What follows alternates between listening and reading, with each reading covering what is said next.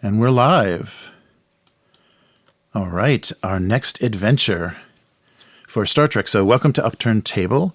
I'm Jeremy, and I'll be running this next adventure of Star Trek Adventures. And with me is Will, Matt, and Terry. Hey, guys. Uh-oh, wait. I'm not seeing you on the audio. Wait. I can do this. I can do this. I can't. No, I can't hear any of you. Yeah, I'm listening. There's no audio. Oh, wait. Okay, there we go. Okay, let's try this again.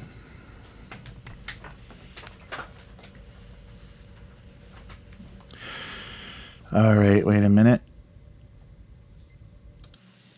Oh, we may have to. Oh, that's right. Because I should have known. If I can hear myself, then it's not. Okay. So, hey guys, how's it going? Hello. Yep, you're there. Great. Hello. Yeah. Oh, this is so silly. All right, yeah. So everybody is there. So welcome to Upturned Table, another introduction. So we're playing Star Trek Adventures, and now you can hear the players. This is so cool. Not just me talking to, not me talking to no one. So yeah, wow. We've been upgraded. Yes. It's a little on the nose. I think we should add mystery to the whole thing. So this adventure is called Drawing Deeply from the Well, and it's in the Strange New Worlds collection. We're just we're going down the line, but this one seemed to work well in the fallout of our previous adventure, Plato's Cave. So, and let me introduce you guys again. So I'm Jeremy, and with me is Matt, Will, and Terry. Hey, guys. Hello. Again. Hey. Hello. Wow, people can hear you say that time. Yeah, there's too many things to keep track of, but we are on the bridge of the USS Mugato. And before we continue, let's kind of do a little housekeeping from the last session. And I don't think there's going to be, well, and we'll explain, some of the consequences. But let's go down the list of what we have as far as the reputation rolls. So during the last adventure, did you act in accordance with orders and directives? No. Okay. Well, you did follow. Oh, that's right. Yeah, no, you didn't follow. You did check up on the. You didn't resupply anybody because they were all dead. That's not our fault. Okay, you challenged a directive, so that would be one negative. You prevented combat. No, I don't think so. Was there anything that I think you were just shooting away at those drones? So no prevented combat. Any person? Didn't we try something with the very first drone? Oh yeah, we tried to shut it down, and then it tried to shoot us. Oh, yeah. okay. Okay, well that counts. Okay, so we'll do one positive, one negative. No personnel were killed, right? Yeah, nobody, no supporting or main characters were killed. None of our personnel. Right. Everybody else. None of our people. Right. And you didn't resort to lethal force without cause. I think there was cause. You felt very threatened. Yeah. Okay. You didn't establish an enemy alliance. Did you directly contribute to saving lives? No. Did you act above and beyond the call of duty? I think so. And did you take any unnecessary risks in the course of the mission? I jumped on a robot with a machine. Our ensign, yeah. Oh, that's right.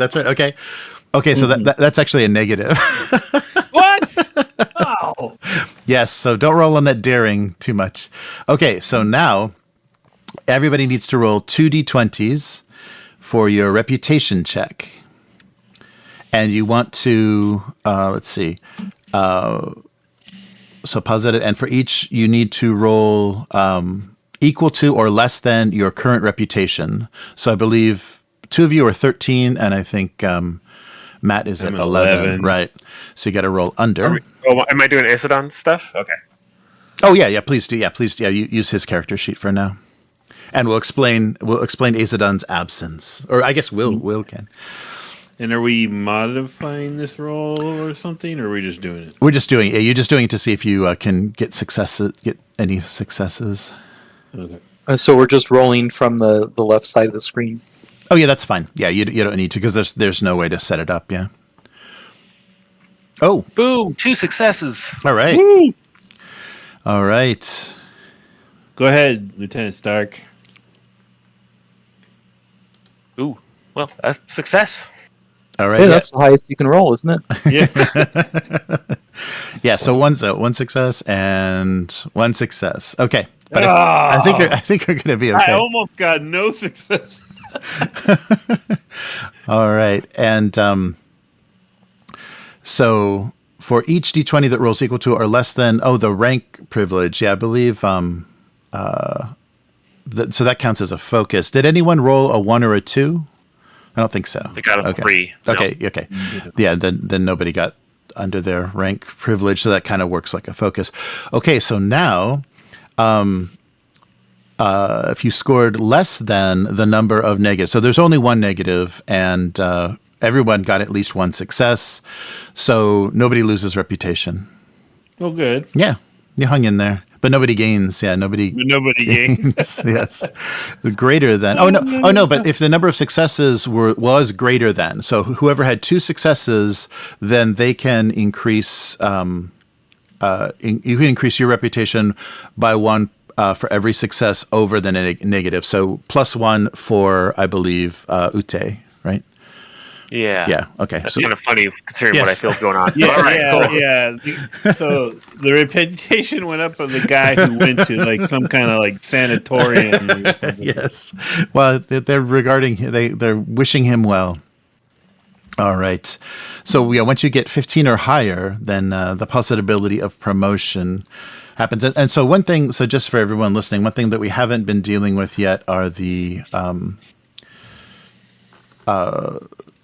let's see, the kind of how the experience in Star Trek Adventure, so the milestones. So from the previous 2 adventures, all of the characters have gained milestones, and I think, and possibly the last one. We'll talk about that maybe at the end of this one. There might have been a spotlight milestone for the commander, but unfortunately, this adventure. Commander, our Betazoid Asadon Ute is not with us. So, Will, would you like to explain what happened to your character after the last adventure?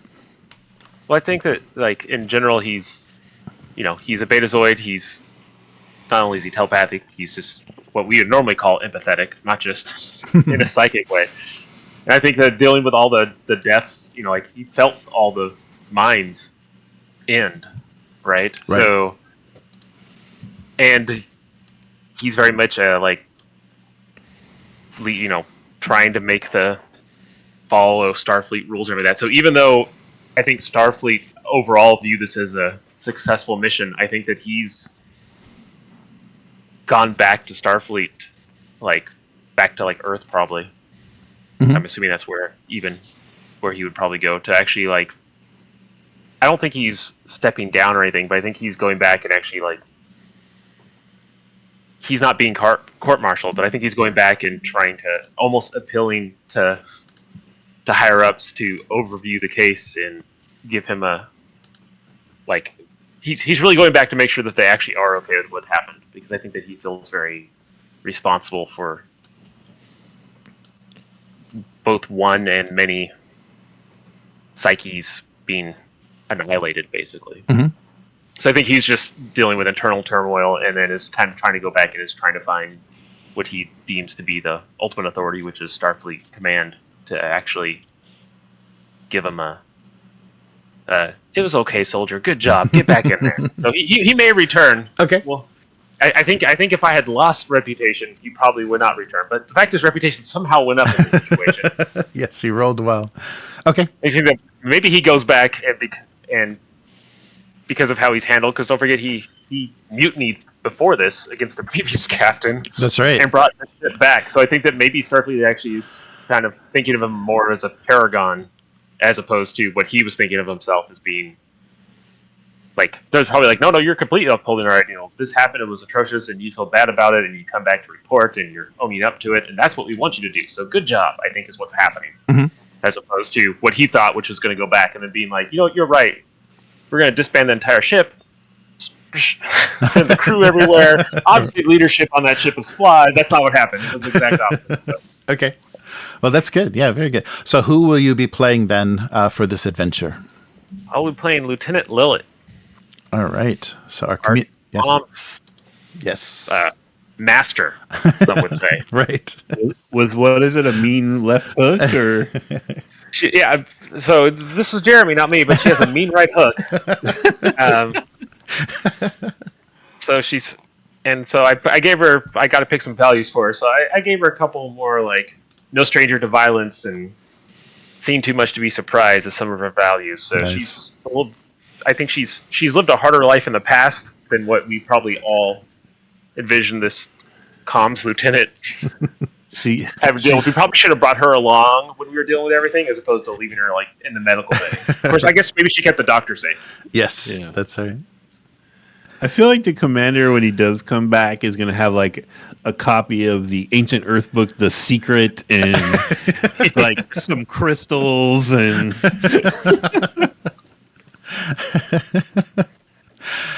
Nice. Yes, that'll be that will be fun. All right. So for our next adventure, so like I said, this was the title of this was Drawing Deeply from the Well. So it doesn't seem that there have been any punitive measures taken against the crew or against the Starfleet members that were part of that away team, but there was intelligent life that was snuffed out, and there may be repercussions from that in the future. And I think the crew overall, and especially Captain Payjh, suspects that this next assignment that you've received is a little bit, maybe a little bit of a punishment. It seems not like something that you would normally be dealing with, and they may be putting you in a little bit of danger, or just kind of using you, a little roughly. So the orders that you've received are the Mugato is being sent to a strange alien artifact named the Big Dipper, the nickname of it, and it isn't every day that Starfleet finds evidence of a disappeared civilization advanced enough to construct something so huge and complex. Engineers have been reviewing this declassified material about the construction methods that surrounded this object, even though what is available is vague. So nearly every member of the science department has been debating different aspects of who may have built it, how, and when. So there's a little bit of excitement among the science members of the crew, because this will be very interesting, but your orders specifically seem like you're just going to be playing security guard, and people aren't very excited, especially Captain Payjh isn't very excited about that. Is this object in space or on a planet somewhere? It's orbiting a I'll explain. It's orbiting a gas giant. Yes, in an unnamed gas giant in a unnamed system. So it was discovered, and then recently in this era. So it was discovered in the previous century and recently brought back online. So Starfleet scientists did figure out how to bring this back online, and this artifact is proving actually quite valuable to Starfleet. But recent developments have caused them to worry about what exactly is going on and who is perpetrating this. So I'll start with the captain's log. So this is Captain Payjh. So Captain's log, stardate 52953.72. Starfleet has ordered us to the star system J05 plus 833 to investigate a series of incidences occurring around an alien artifact named the Big Dipper. Reports indicate damage from weapons fire, and the Science Council is concerned that the Klingons may be attacking it. They may be attacking this artifact to deny the Federation the resources that it generates. So, as part of this assignment, there are 2 additional directives that you need to be aware of. So in addition to the Prime Directive, your orders are to discover any information on the builders of the Skyhook. So the Skyhook is nicknamed the Big Dipper, and defend the Skyhook and the scientific and economical wonders it can provide to the Federation. All right, so I'll be starting with 2 points of threat for each player, so I'm at 6, and you guys need some momentum. I'd like to point out none of those directives said you can't start an interstellar war. Yes, that's true. That's true. So if you're just going to be a shield for the Klingons, then go for it. One of them said protected for economic purposes, though. That doesn't sound very Starfleet. Yeah, well, yeah, you'll find out. You'll find out what. Or I guess you can. Yeah, you can actually do research about what is the benefit. Yeah, so it's it is a little bit secretive, this operation. Once they got this artifact back online, its whole operation, of course, its origin is quite mysterious, but its benefit to Starfleet is quite interesting. So it's yes, it's called the Big Dipper, but it's referred to as a skyhook. Like that's a thing. The thing we should know what that means? Or? Yes, so it's basically a, from what you've seen from the plans, there's a central hub, and there are 2 long tethers connected to these scoops.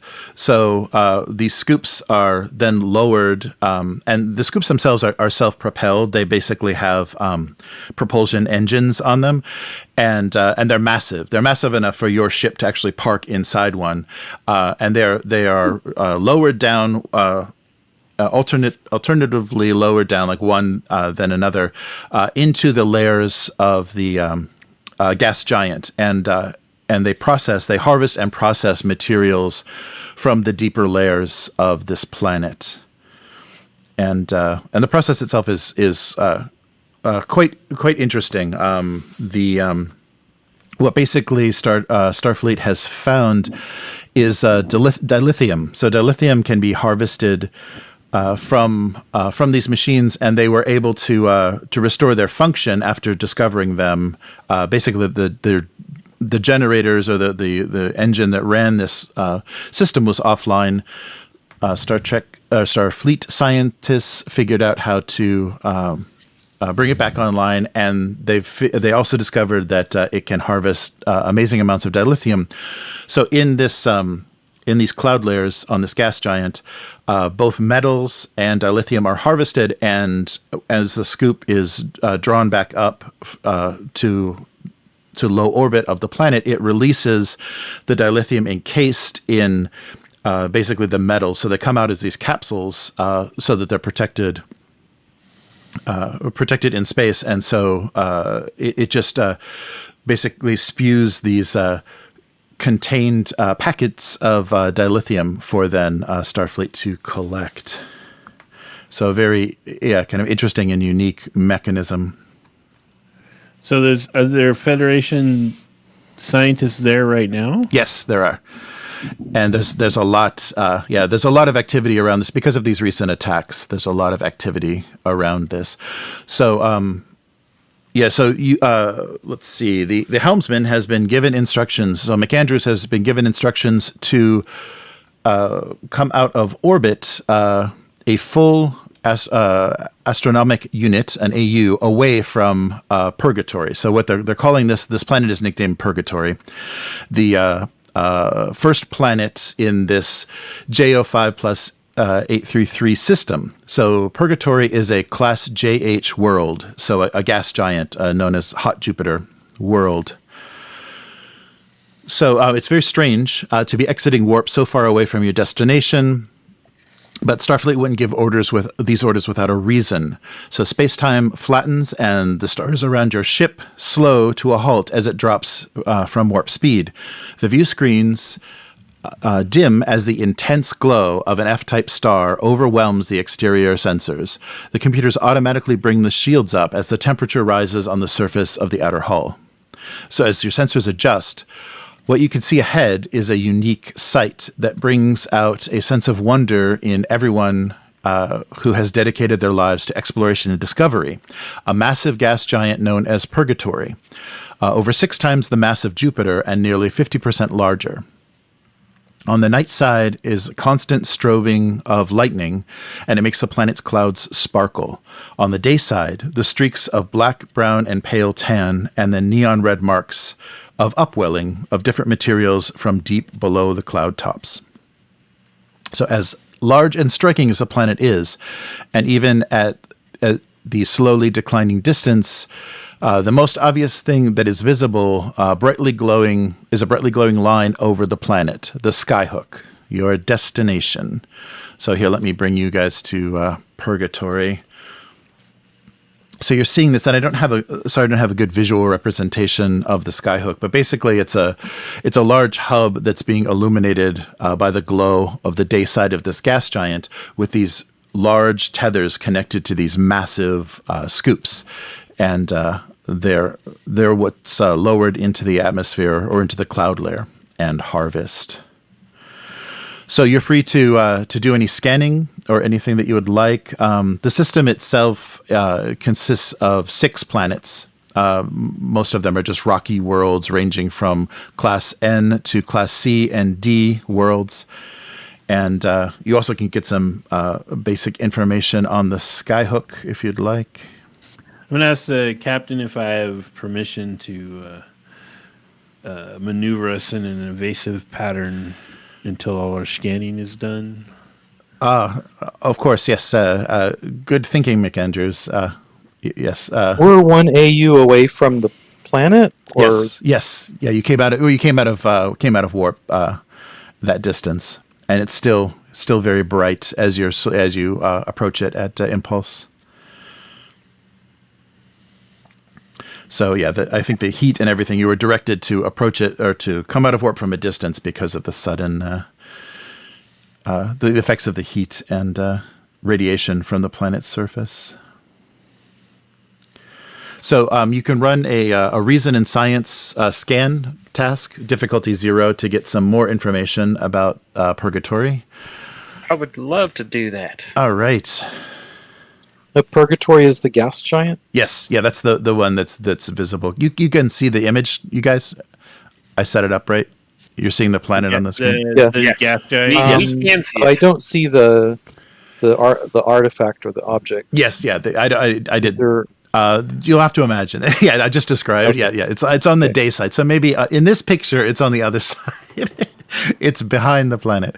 But yeah, there's this gleaming artifact with these long tethers leading to these large scoops that's in low orbit around this planet.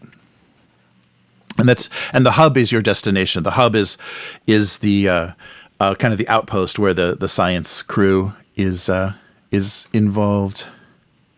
Would you say that my geology or observation focus would come into play here? Oh, sure. Observation is fine. Yeah. Observation works.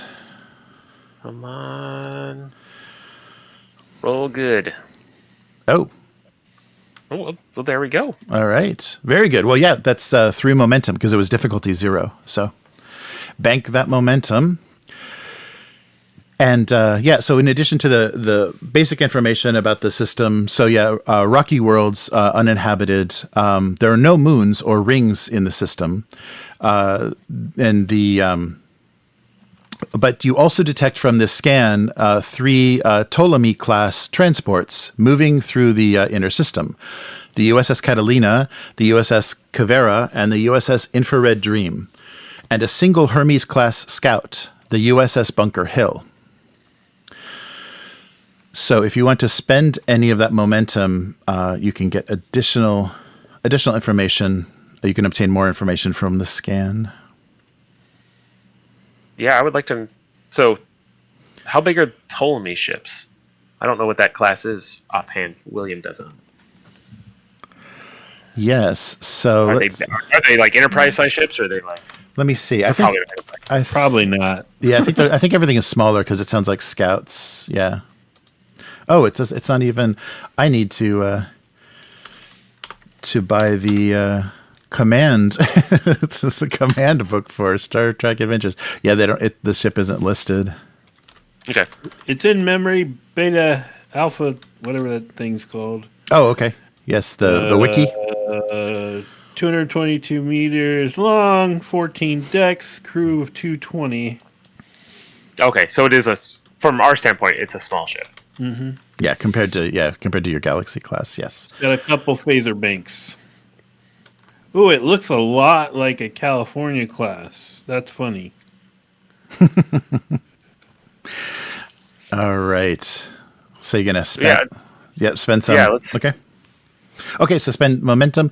So basically, from the scan, you also can determine that Purgatory is primarily a hydrogen and helium gas giant, and you're also getting the readings of dilithium, tritanium, and chemosite, and most important element of all,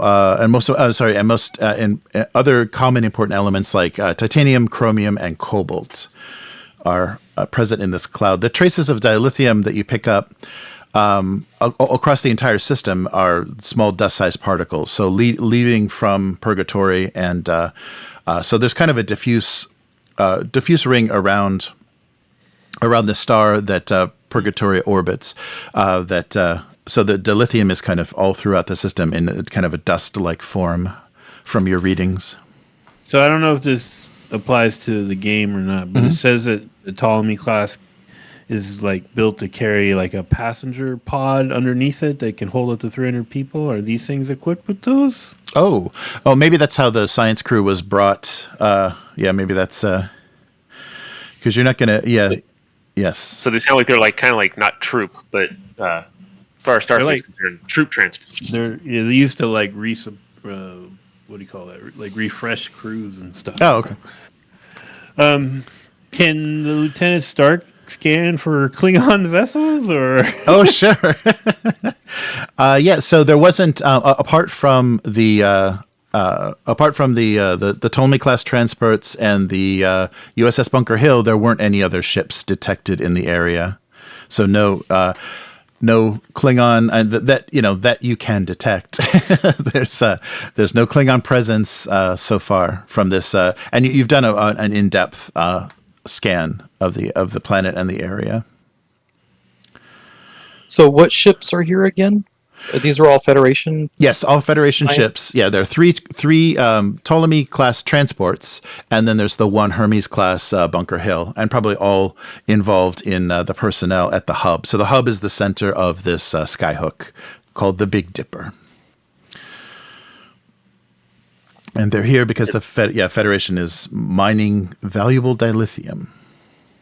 Should I do standard hailing procedures, Captain? Let them know we're here and basic Hermes hello is a and scout we're ship. here.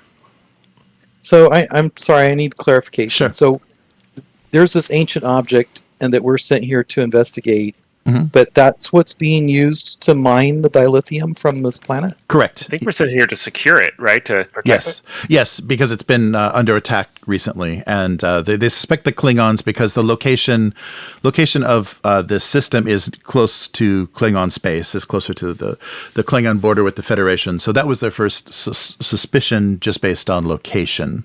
But they don't have any proof either way. They're just as the scoops have been drawn out of the atmosphere, there have them in severe damage, and so they're suspecting someone is sabotaging this mining operation.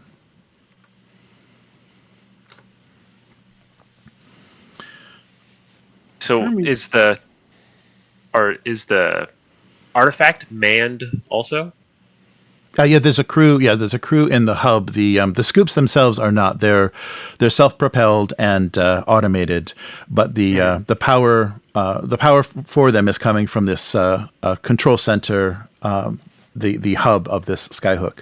So basically it's an orbital construction with long tethers, and on each of the tethers is a scoop that is used to grab material from the atmosphere. So it rotates at the center, and the skyhook brings materials from the lower to the higher altitudes, and it gives the materials enough velocity to then be released into orbit, and then they can be collected. Let's see. And so this is a rare. This is very different from the skyhooks that the Federation has constructed itself. The design of this is very alien and unique.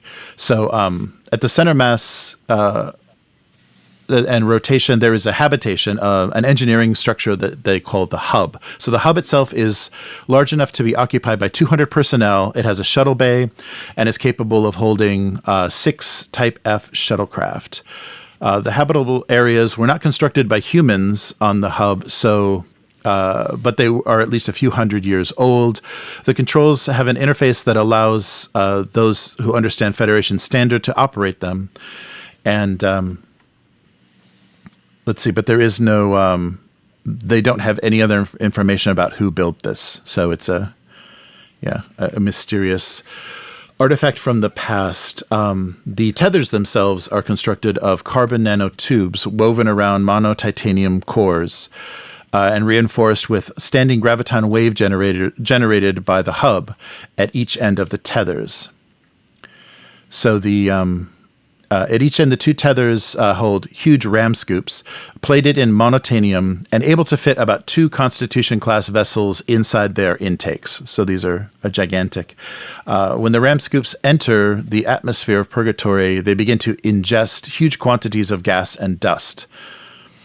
There, inside, hundreds of gravity generators along the inner rim of the opening pull the material inside. Hydrogen is funneled back to the fusion engines that drive the power of the impulse drives that propel the scoops, and they keep the entire sky hook from losing velocity due to friction in the atmosphere. So inside the scoops, there are several force fields and magnetic bafflers that sort the materials out from the atmosphere. These fields move specific metals and compounds to furnaces, chemical reactors, and refineries that purify the materials gathered and use the more common metals, such as iron and nickel, to create casings to house the finished refined materials. So storage of these refined materials continues even after the ram scoop has left Purgatory's atmosphere, and as the scoop reaches its furthest point from the planet, hundreds of ports open along the forward edge of the structure and begin launching the material containers at a velocity that would allow them to escape the gravity well of Purgatory and enter stellar orbit.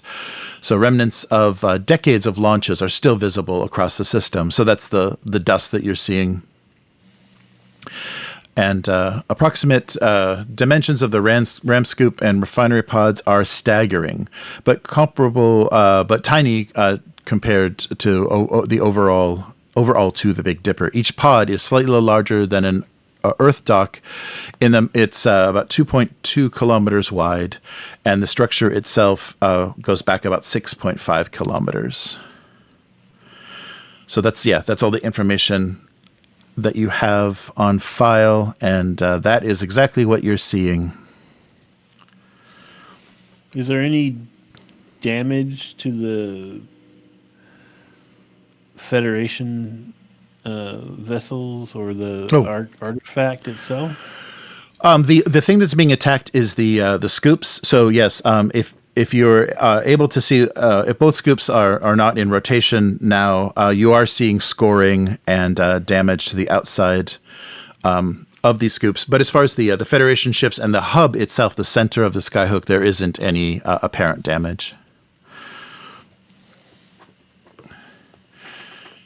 All right. And is there would we know if there's any risk entering this like dilithium debris field, or it doesn't appear the smaller ships aren't having any trouble. You wouldn't be able to get very far into the atmosphere of the gas giant itself of Purgatory without suffering some damage, but it's safe to approach the hub, and you are it is possible to take a shuttle and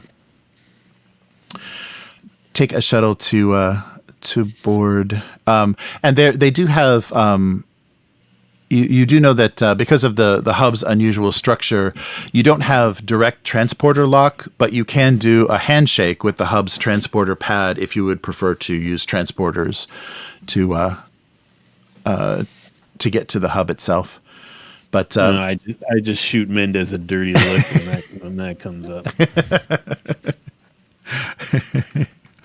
All right. Yeah, you should definitely hail them. Yeah, I'll give the standard. Like, oh, we just showed up. Hello, Starfleet. Hail. So your hail is answered by Captain Patricia Kosala. So this is Captain Patricia Kosala of the SCE, the Starfleet Corps of Engineers. She welcomes you to. I'd be more than happy to. Oh, I've got her I've got an image for her if you guys. I'll be more than happy to. How do I show? There she is. Boom.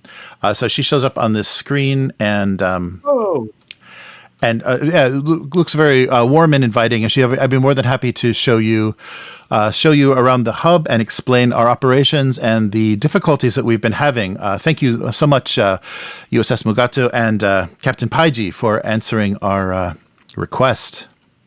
She looks like AI art. Shields up, red alert. Yes, she So does. what's her name again? Patricia? Patricia Kosalia, Cosalia, Kosalia, and she's the chief of this science operation from the SCE.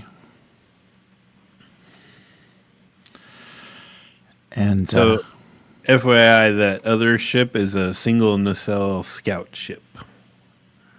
At least according to the little Star Trek database. It's a little ship, is what you're saying.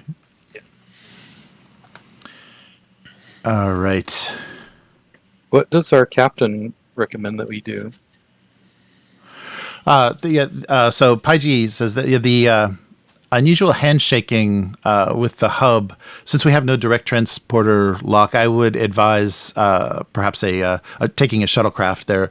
Their bays, the shuttlecraft bay seems to be normal, and they have their own shuttles as well. So I would advise possibly not risking a transporter accident in this situation. The radiation that we're dealing with and the amount of particles and metals have me a little concerned. We should probably get some more information from them about these Klingon attacks before we go gallivanting off. Oh, sure. Yes. Yeah. So I'm sorry. Yes. Feel free if you have any questions before you board the hub. I'll be more than happy to answer anything you'd like to know. I just turn around and look at our acting first officer. This is you, man. Can I scan the ram scoop blast damage to try to get an idea of what maybe caused it? Oh, sure. Yeah, if you want to run the same type of scan, specifically on the scoops, yeah, you can get some idea. Can I use observation again here? Yeah, the same. Same stuff will apply. Oh yeah, let me give you. And here is the. Here is the RAM. Yeah, here's what the RAM scoop looks like. Oh, sorry, this is going to be huge. Boom. Oh. Yeah, so that's what that looks like strapped to the. So there's two of these, and as you can see, they're streaming out radiation. So I was picturing like a cute little dump truck, little scoop. That's what I was imagining, like two of them on strings. Not right. Yeah, you can even see in this image visible damage that doesn't look like it's occurring from the atmosphere. All right. So are the scoops manned or unmanned? They're unmanned. Yeah, there's an automatic process that happens aboard. And the Federation is studying it or taking advantage of the dilithium production? What are we doing? Oh, sure. So the captain says, yeah, let me give you a little bit of history. So the Big Dipper was discovered around 2249 by the crew of the USS Congo. Their scan showed that the planet was a treasure trove of dilithium and rare minerals. And they... on discovering this skyhook, they determined that whoever had built this had done so to access these materials. So SCE teams were sent throughout the years, as well as teams of archaeologists and xenoanthropologists to discover any information on the builders and to work to reactivate this skyhook system. We were able to reactivate it about 8 months later, after replacing the deuterium intakes in the Ram Scoop's fusion impulse racks. that had become clogged with recrystallized dilithium. The scientists had less success, though. The hub's onboard computers didn't have any informational databases beyond internal programming languages about the Skyhook's controls. So the insight this provided was very limited. The language used has a root similar to Klingon, with a number. Their number system is a base 6 format, and the control surfaces themselves seem to be designed for users with digits much finer than humanoid fingers. But problems began about 2 months ago. The Big Dipper, as it was scooping through the atmosphere, the dilithium concentrations in the atmosphere would peak at around 50 degrees latitude north and south of the planet's equator, and almost nothing at the equator. So the Big Dipper seemed to have reset its orbit at an inclination of 0 degrees as a failsafe. So when there was no input from the operators on how long, we had no input on how long it had been abandoned. So the Skyhook's propulsion systems had been very slowly increasing their orbital inclination since we got here. The problem is, at first, were minor, unexpected energy anomalies in the power systems that caused random shutdowns or minor orbital anomalies. And in the past couple of weeks, things became more extreme. It began when one of the scoops, the RAM scoop, shut down entirely, and the engineering inspection team found evidence of radiation damage. So what could have been a powerful nuclear weapon or a photon torpedo.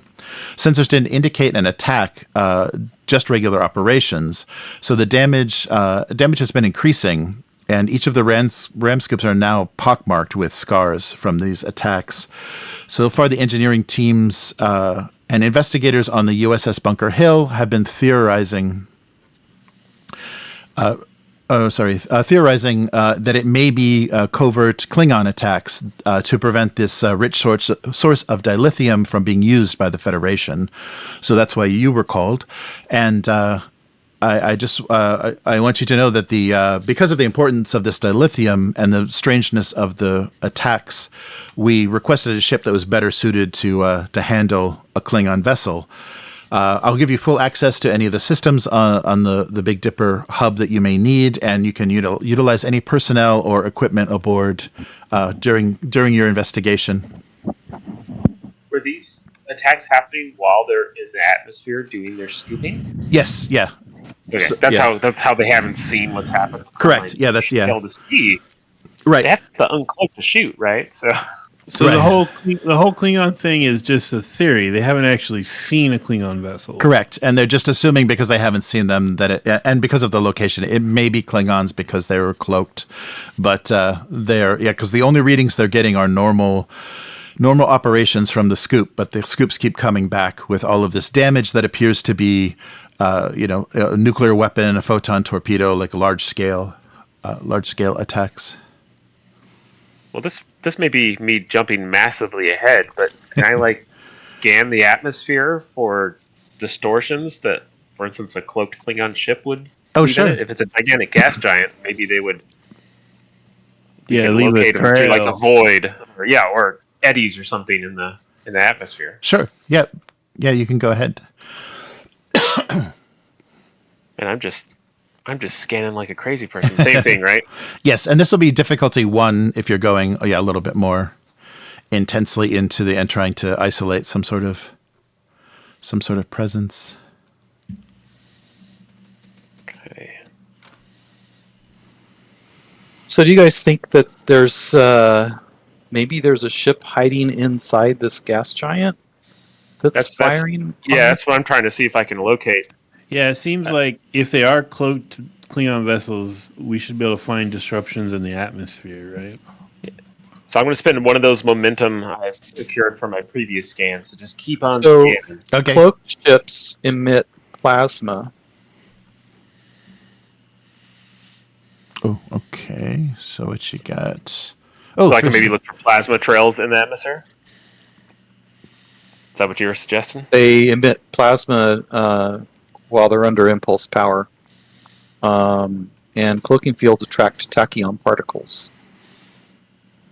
Then I will scan for peak tachyon particle area or Okay. tachyon particle hotspots too.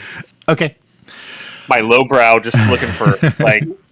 Well, they're talking That's about good. that, Jeremy. Are there other planets or bodies in the system? Yes. Yeah, there are. There were. There are a few completely like no life forms, so they were uninhabited planets in this. In this system itself.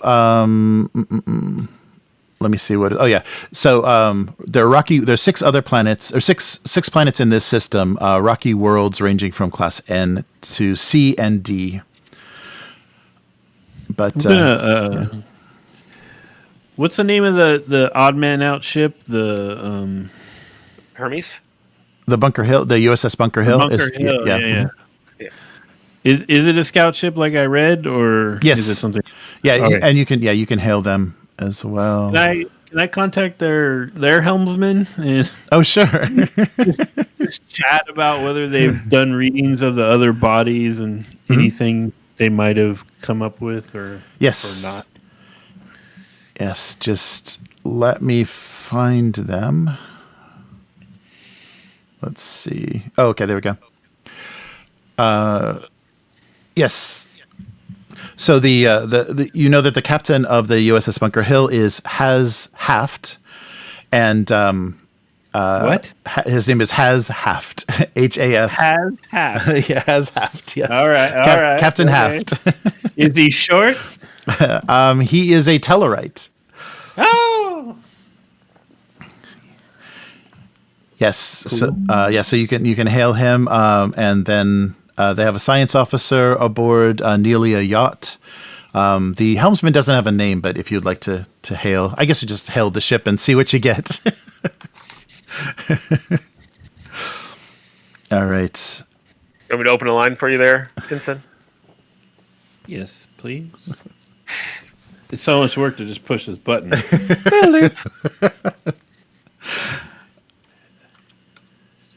Yes, and I hit it for you. Don't worry. like, and you get I think it's a Vulcan helmsman named T'Pol. and you get the Captain Haft appears on the screen, and he's USS Mugato. Yes, what can we do for you? Apologies, Captain. This is Helmsman McAndrews. Just wanted to speak with someone about maybe any surveys you've done in the system, so we know what we're looking at.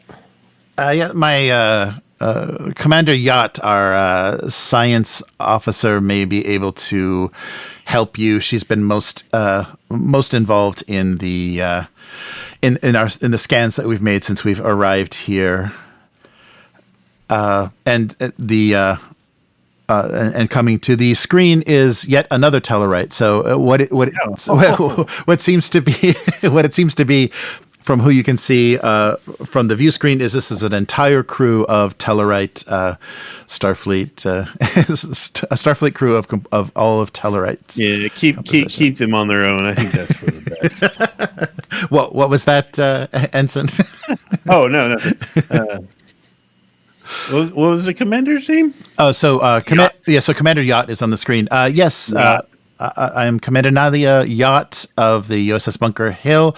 What can I assist you with? Hi, Commander. I just wonder if you could transmit over any survey of the system you have and let us know about any anomalies you may have discovered outside of just this gas giant. Certainly, I can send you all of our logs since our arrival. And I can.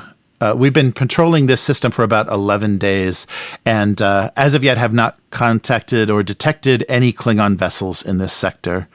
And I can just tell you the closest thing to a non-Starfleet vessel near the system was a bulk freighter out of Akamar that didn't approach any closer than 5.3 parsecs. But let me send you our logs, and you can see for yourself. Thank you. All right, so they begin to transmit, and if you'd like to analyze them, you can roll insight or reason and science, difficulty 1, to see what other information. Insight. science. Ugh. Would you like to hand that over? I would be like, Lieutenant Stark, you want to take a look at this and help me, maybe? Yeah, you can assist. Yeah, someone can assist too, or you can assist Stark. Okay. What's your insight in science, or reason in science? 10 and 2. Oh, never mind. You got Well, this. you can still help me. Yes, right? He can still help me? assist. Yeah, right. Okay. So both of you can take a look at these logs from the USS Bunker Hill.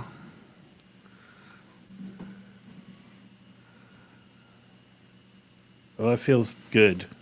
That was a good roll. Feeling good? So I just roll 2 dice. You roll one. Just one, yeah. Just one to assist. I don't see an option to roll just one. Oh, you can change. You do perform task at the bottom. You can drag it. Yeah. Over. There. Oh, that succeeded. Yeah, if you were 12, if you were 12, that is another success. So you got four successes. You only needed one, so you can bank those 3 momentum. Oh, heck yeah. Nice. And yeah, so everything that Commander Yacht told you was true. There's no signs of Klingon vessels. There was that one bulk freighter. And the other thing that they noticed as they since they've been here is that they did some scans of the gas giant, and every time that the Big Dipper was at its deepest point in the atmosphere, there were small gravitational fluctuations in space-time that rippled out from the tethers. So that was the most unusual thing that they detected. I'm sorry, could you say that again? Sure. So as the scoops were at their lowest point before they were raised out of the atmosphere, there were small gravitational fluctuations in space-time that rippled up from the tethers. So when they go deep in the planet, they create. Oh, that's weird. Yes. How do they know how deep they go? Do they like reach a core or? No, there's like a middle layer where all the valuable. So that they don't go completely in. If they found this kind of inner layer where all the valuable minerals are. So from that discovery, if anybody wants to roll insight and science difficulty 2, you can. You may have some more insight into what those gravity fluctuations are.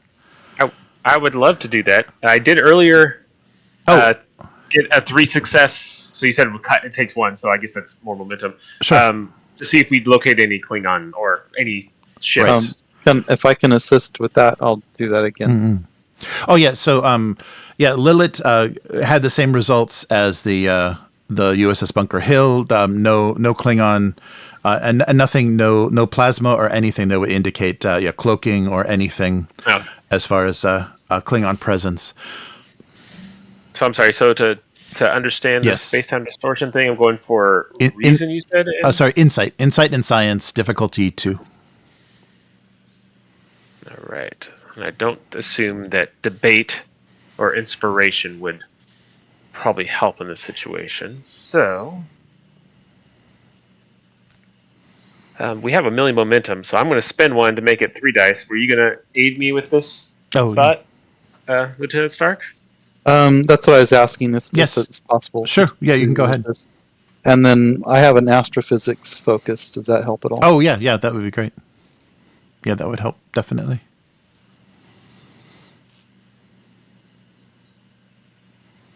Ooh, well. All right. So to assist, am I just rolling 1 again? Yes, yeah, just roll 1d20. And do I select focus on my? Yes, you can. Yeah, so roll, set it to 1 die and 1d20, and then focus. Check the focus.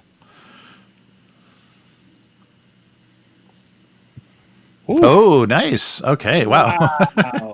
So you've got 3 more, 3 more momentum. You needed 2. Tap out at 6, right? Oh, that's right. Yeah, you can maximum you can hold on to a 6. So yes, so you conclude from the strange gravitational fluctuations and space-time ripple readings that the Bunker Hill was getting, is that there would be increased strain on the graviton system maintaining the integrity of these tethers during the time of rotation, but there shouldn't be any ripples in spacetime generated unless something was interfering with the tethers directly or causing a significant amount of damage to the ram scoops. So these attacks is what may be causing them. So that means that the furthest distance that they make it into the planet's atmosphere is where these attacks are occurring. So, do we know why creating damage to the scoops would create space-time ripples? Yeah, just saying that it would be due to attacks, something physically interfering with the tether or attacking the scoops themselves, like a significant amount of damage. And they were saying the damage appeared to be, photon torpedo or even a nuclear weapon in level, in scale. So they're quite considerable. What's the risk in flying our ship into the atmosphere of the planet? Yes, so at the level that this damage is occurring, it wouldn't be possible to take your ship there. So that also means that there's very little possibility that there would actually be a Klingon ship capable of going that low into this atmosphere and interfering with the scoops themselves. Is it possible that there's either old military tech left from the people who made this thing just down there that we're slamming into, like we're just running into basically mines or old weapons that they used, or B, that there's a civilization that survives in this atmosphere and we're just like dragging gigantic ram scoops through like their cities and we're stealing crap back. Right. Are either one of these things plausible? I turn to the captain. He wouldn't know. What am I thinking? Couldn't we rig a photon torpedo up as a probe and fire it down to that level? Oh, sure. Yes. Yeah. You could either create a probe that could penetrate, or as Captain Corsali has been listening to a little bit of this conversation. No, she offers the input because you haven't visited her yet. She offers the input over the screen that yes, and I also believe that a shuttlecraft could be equipped with enough shielding that you could penetrate. You could penetrate into the gas giant to the level that the ram scoops will reach. I don't know. That sounds like that would take an ace pilot to be able to handle something like that. You know anyone with those types of skills? Shut up, Mendez. We're talking about me. Yes, it would take an ace pilot of significant ability. So, okay. Should we just hang out and wait to see if ships appear, or does anybody else have a suggestion? I don't know. I think we should go over and talk with her directly and get a lay of the land. Something that maybe there's a red blinking light they never checked. That yes, right. Did they unplug and plug it back in? Yeah. Are they able? It seems really weird that someone is inflicting damage on these things, and there's 4 Federation ships here, and nobody has ever seen anything. Well, it's happening down deep, right? Yes, yeah, very deep. But they're getting no unusual readings on their on the equipment. There's no unusual readings for the scoop. Why can't we fly into the planet? The atmosphere is too crazy. Yeah. The radiation and the levels would be more than the ship could handle. But the shuttle could. Wait a minute. No, but you'd have to go through the process of creating a specifically shielded shuttle to deal with that. Okay, so they got this thing working again. Mm-hmm. Does that mean they have the means to turn it off?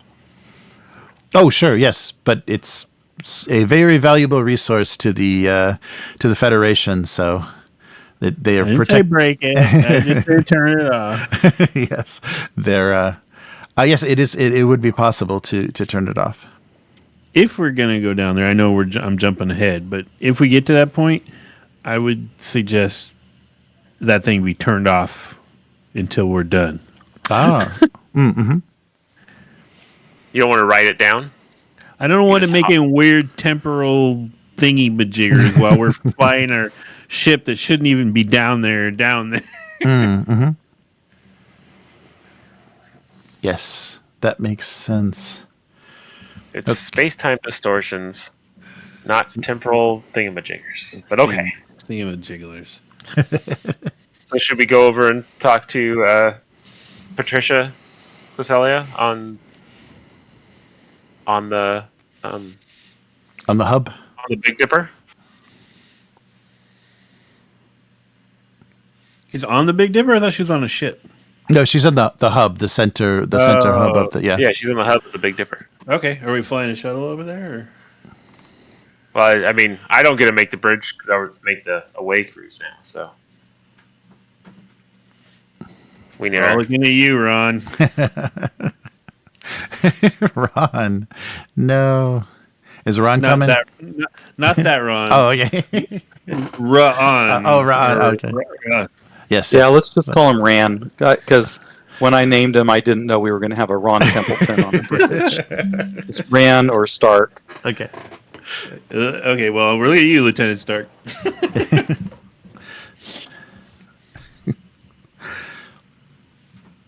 I got no ideas, so you guys tell me what you want to do. Well, if we take it, I can fly us in a shuttle to the hub. Yeah, she may be able to give us more information or talk to us some more. We have to make the opening scene where we go in and meet the people for the first time and they explain everything to us. I'm fine with the view screen. Every time we beam down or fly in, we get attacked by robots or weird Nazi scientists. Yeah, but these are feds. It'll be all right. Or will it? Do we still have what's her name on the screen that we can ask more questions? Or oh, sure, yeah, you can communicate with her. Yeah, if you're don't want to accept her invitation, you can just converse completely from from the view screen is fine. We could also try to do some really close scans of the damage. Maybe from the shuttle. I don't know. Yeah, and with the scoops, yes, you could take a shuttle to one of the scoops once if it's out of the atmosphere and there wouldn't be the risk to it. You could just take a normal shuttle to approach one of the scoops.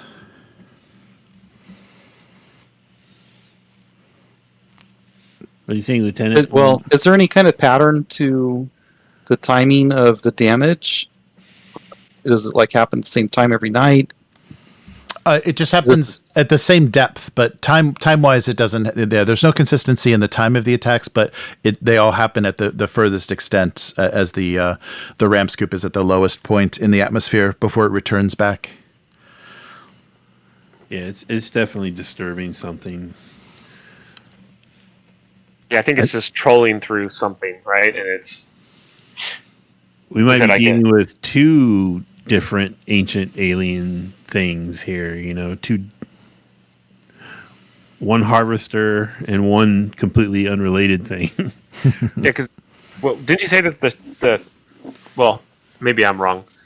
What they found it in 2249. What year is it right now?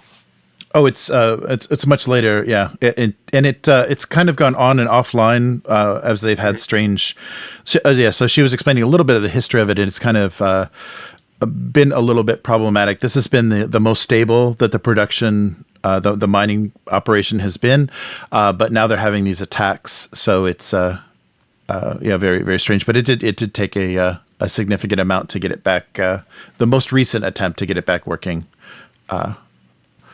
was the current year is 2370, right, or something like that. Yeah. So this this has been known for a been while. 100 years. Yeah. This has been known for a while, but still no kind of conclusion about who built this or any information about the civilization. Yeah, I'm sure Templeton wants to go over there and look at it, right? Get his engineer fingers all over. Yes, he's very curious.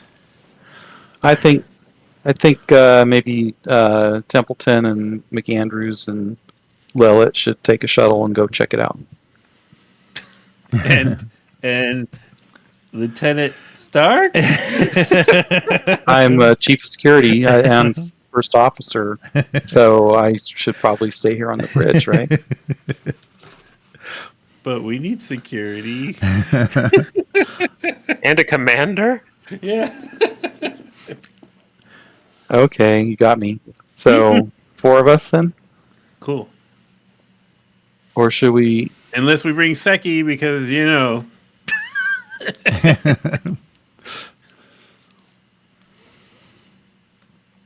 So we're just going to inspect damage on the side of the scoop. Mhm.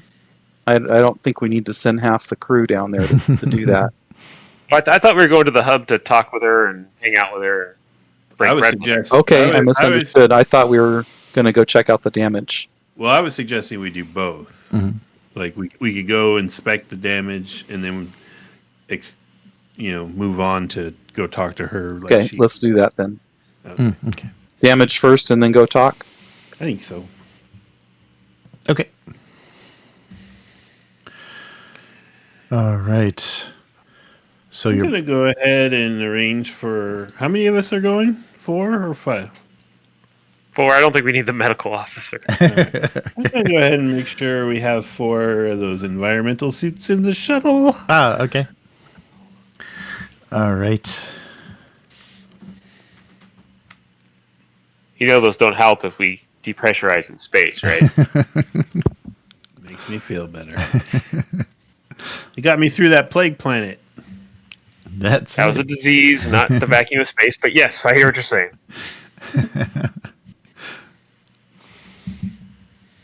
All right.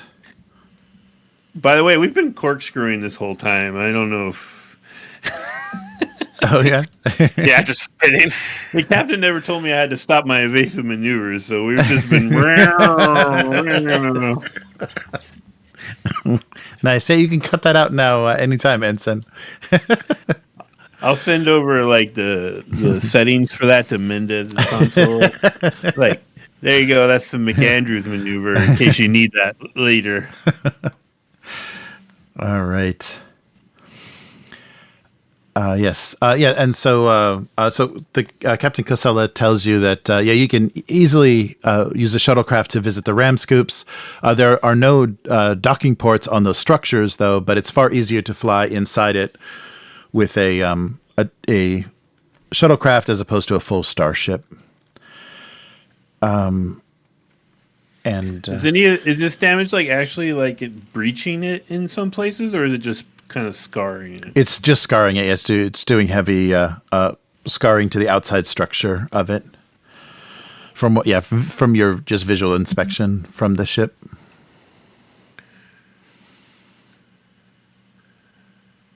Can we? Mhm.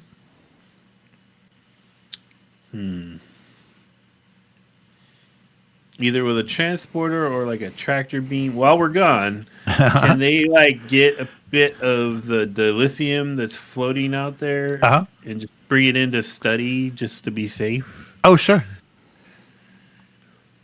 Yeah, that would not be a problem if that would be useful information. Yes, you could easily. Yeah, and there are random these packets of dilithium encased in metal that are floating around, so it wouldn't be hard to secure one of them. I will recommend that to the captain before we leave. Okay. Okay, so yeah, he takes your advice. Yeah, we'll secure what we can from out here and examine exactly what we're dealing with. All right. I wonder if the friction of these things in the atmosphere trying to go the same velocity. Mind you, they're lower, so like the way speed works and everything in a circle. But the speed they're going in the atmosphere to try to maintain this thing's what do you want to call it? Orbit? Orbit. I don't know why that word fell from my brain.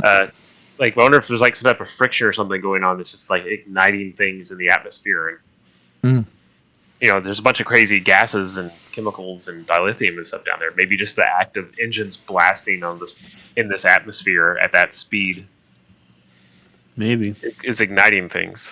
But you'd think this thing would be designed to handle that if that's what it was for. But let's go check it out. I'm surprised that, like, if they've had this for like 100 years, and clearly the fact that it can get them dilithium seems to be a big priority. I'm surprised there's not like a star base here and like going ham, We're trying to keep this quiet. It's very close to Klingon space. It is close to Klingon space. Yes. I missed that part. Yeah, that's right. Okay. Yeah, they're being sneaky about it. All right, so you guys going to take a run past one of the scoops before you dock with the hub? All right. How close do you think I can get before I have to stop? All right. I'm going to say 3 meters. Nice. So why don't you roll control and con, Ensign, and you can use your small craft focus difficulty of 1 to get near the scoop, because it is still moving. So you'll have to kind of calculate and navigate close to it. We got lots of momentum. Yes. Focus. Yes. Is it the first extra die is just 1 momentum? Yes. Okay, I'll do that. Okay. Bam. Well, 3. All right. Yep. So take that back up to 6 then. Yeah, you can bank that extra momentum, and you approach the exterior of the ram scoop. It seems like there's no processes going on that will endanger. There's a lot of venting and a lot of kind of strange operations going on outside. But initially, the exterior of the ram scoop itself is just a sooty black from a repeated passage through Purgatory's atmosphere. Areas near the aft of the ram scoop that are behind these protuberances show cleaner areas of the exterior. So originally, this entire structure was a deep gold or kind of brass color. And if you want to do some scans, you can also get some idea of what kind of energy is coming off of this thing. I'll give that a shot. Okay. Yeah, I'm going to lean on the console. See, told you, 3 meters. Now you guys do your job. Yeah, so reason and science. Region and science. Observation? Oh, sure. That works. That's the best focus ever if you're just scanning all the time. Yeah, right. That's all you're doing. Why not? I'll use the point of momentum. Okay.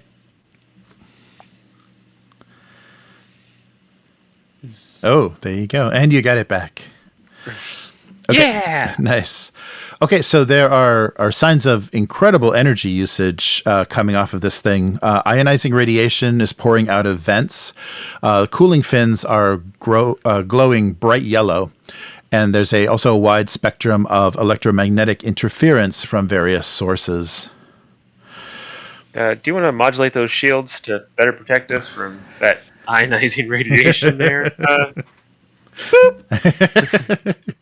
Yes. You hit the anti-ionizing radiation button. Thank you.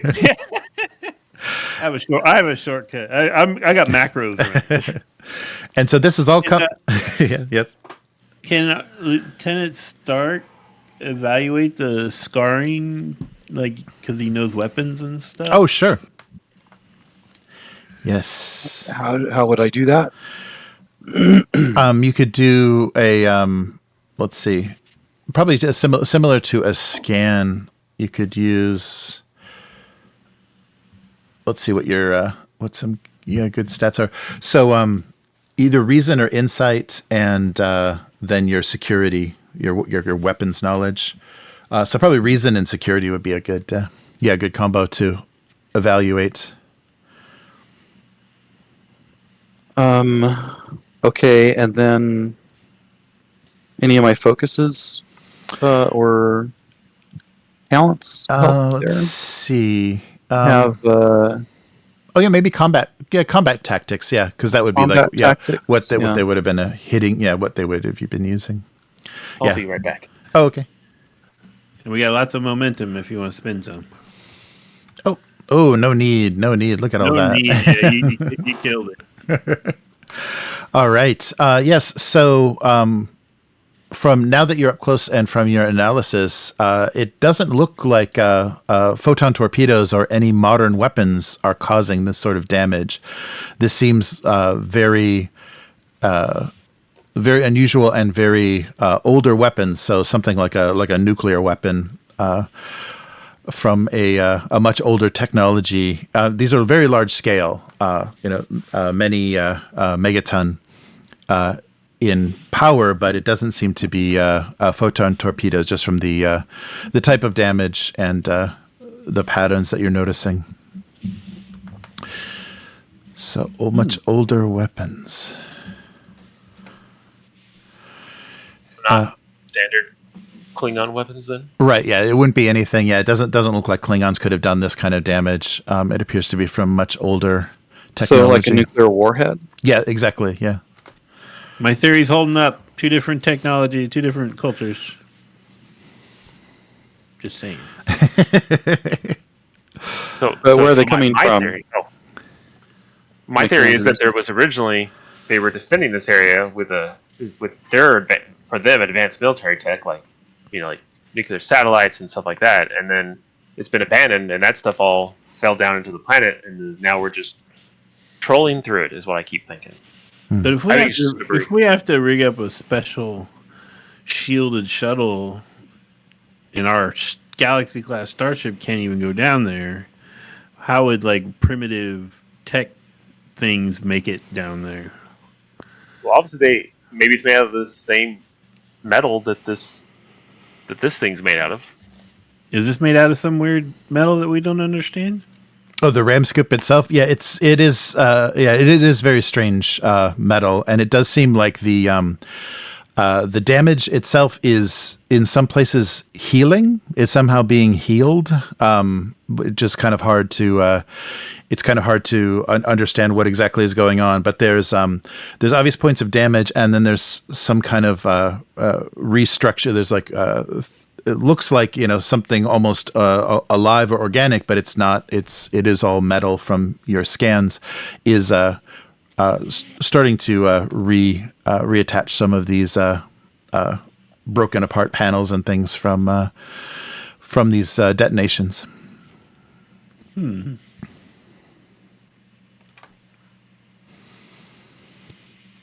think we should get on the hub and check its database.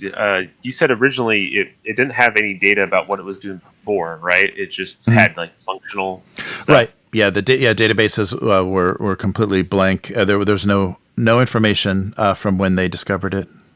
So and the root language was Klingon. Similar to Klingon. Yeah. Similar in its kind of origin was similar to Klingon. Do Klingons use base 6? Yeah, that was what they found, is base 6. But do Klingons use base 6? I don't know. I don't know. I mean, I'm asking. Sorry, Jeremy. what's the question? Oh, let me. You're testing my Star Trek knowledge. Well, I'm just testing the adventure. I'm just testing the adventure here. I was asking if Klingons use base 6 because these things did. Apparently. Right. I doubt there's an entry in the rulebook that says, "Oh, Klingon use base 6." Yeah, no, there is. Yeah, no, it doesn't. It just says that. Yeah, that's what they found the technology to be based on, and they were able, using Federation Basic to translate the language that the system was written in, so that's why they're able to operate it, is because of this understandable. understandable system. But yeah, I don't think it definitely is not Klingon or even like ancient Klingon in origin, or else the Federation would have figured that out. Starfleet would have determined that by now after 100 years. Okay, wait a minute, because I have these foci. Do Romulans or Gorn use base things? I don't know. Do they? Do Gorn use anything? I don't know. Yes, it's in the old Star Trek game, Gorns had super primitive like laser weapons, but I'm sure that's been changed. Yeah, so they haven't. It's not a known civilization that built this skyhook. So that they haven't been able to make any connections with any known cultures or civilizations.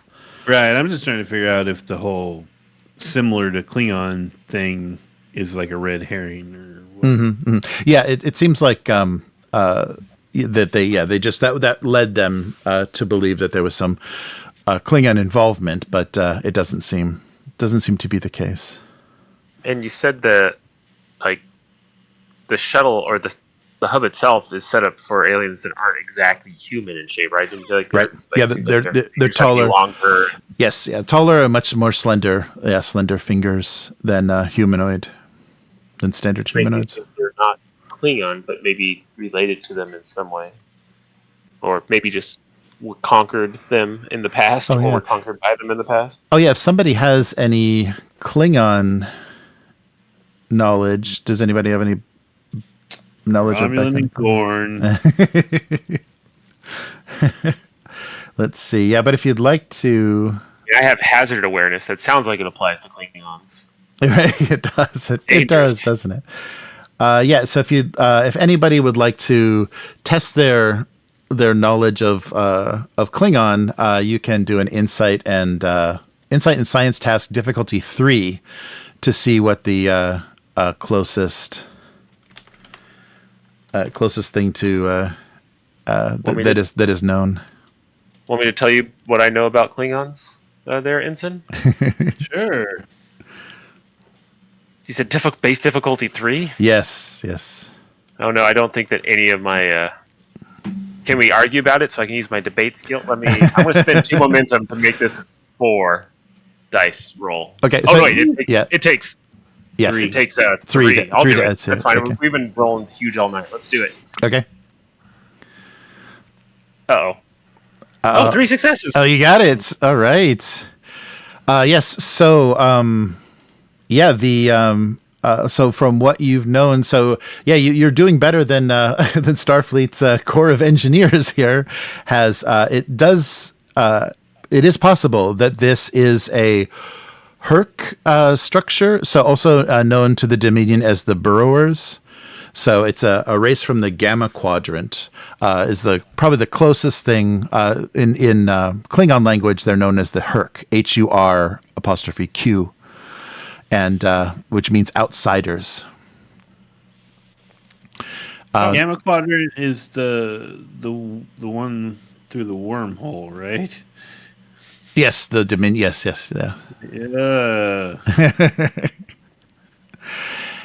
Yes. Home to the Dominion. Yeah, and accessible through the Bajoran wormhole. We're nowhere near that, right? Right. Yeah, but it's just this is the closest type of civilization to what you're seeing from the. If you were aboard, if you had actually come aboard the hub. No, but from what the captain described to you, the differences in the structure itself. So, do you want to continue to look at the scoop, or would you like to board the hub? Well, as soon as they're comfortable with their scans, I'm going to take us to the hub. Okay, so you still have a possibility with that your first successful scans to spend momentum to get information if you want to know more about either the radiation venting, the cooling fins, or the EM interference on the scoops themselves. If that's EM interference sounds like something I would like to know. Okay, so give me a momentum point, and So there's a few sources coming from the ram scoop itself. One looks like a faulty containment vessel that is part of one of the many fusion reactors that powers that impulse drive at the rear of the scoop. Another major source is there's a blast crater on the dorsal section of this scoop where hard radiation is still emanating. The usual kind of dark patina has been blasted away and shows a shiny, almost polished hull underneath. So success in studying this feature will reveal that there is a high energy device that detonated directly against this hull.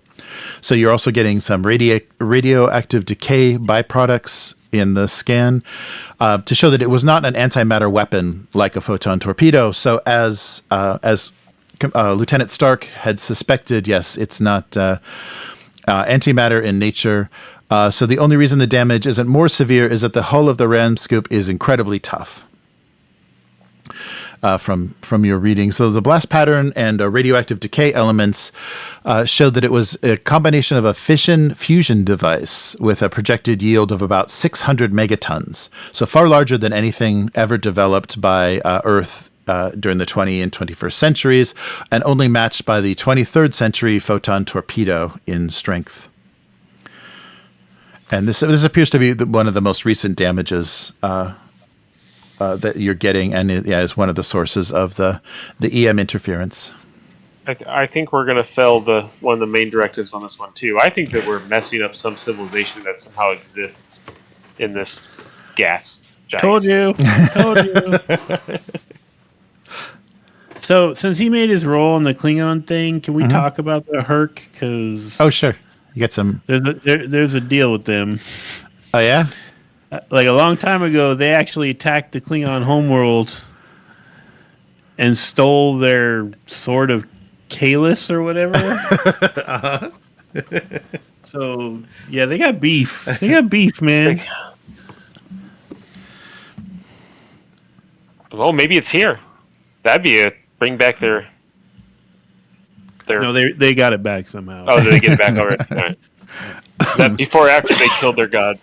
I don't know. Yeah. But yeah, Earth is a Klingon word that means outsider. Yeah. Yes. And it was a term used for a race which conquered and pillaged the Klingon homeworld. Yeah. Like long time ago. They I think this thing is a predatory device of them. And there's a different people or something down in the gas giant. Well, then let's dock with the hub. Spout a couple of our ideas at her. Ask her to halt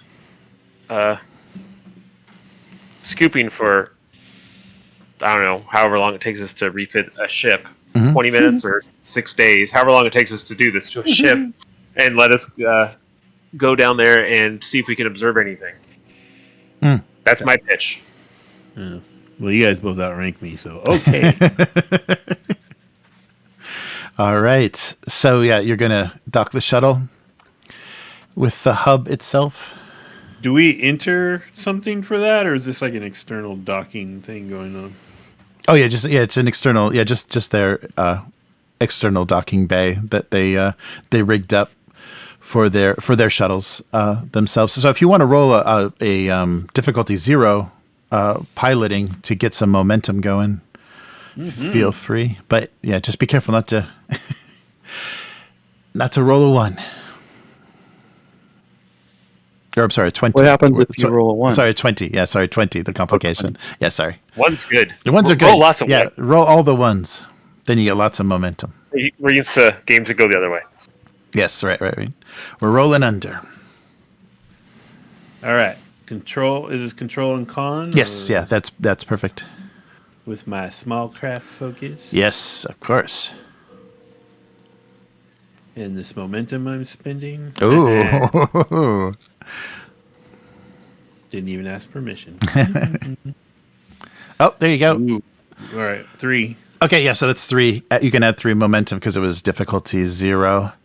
So yeah, you easily, no 20s, so you easily So I pull up like this ultra sensitive vibration sensor on the control panel, and like I'm like, watch, it won't even trigger. I'm gonna get it in there so fine, it's not even gonna trigger.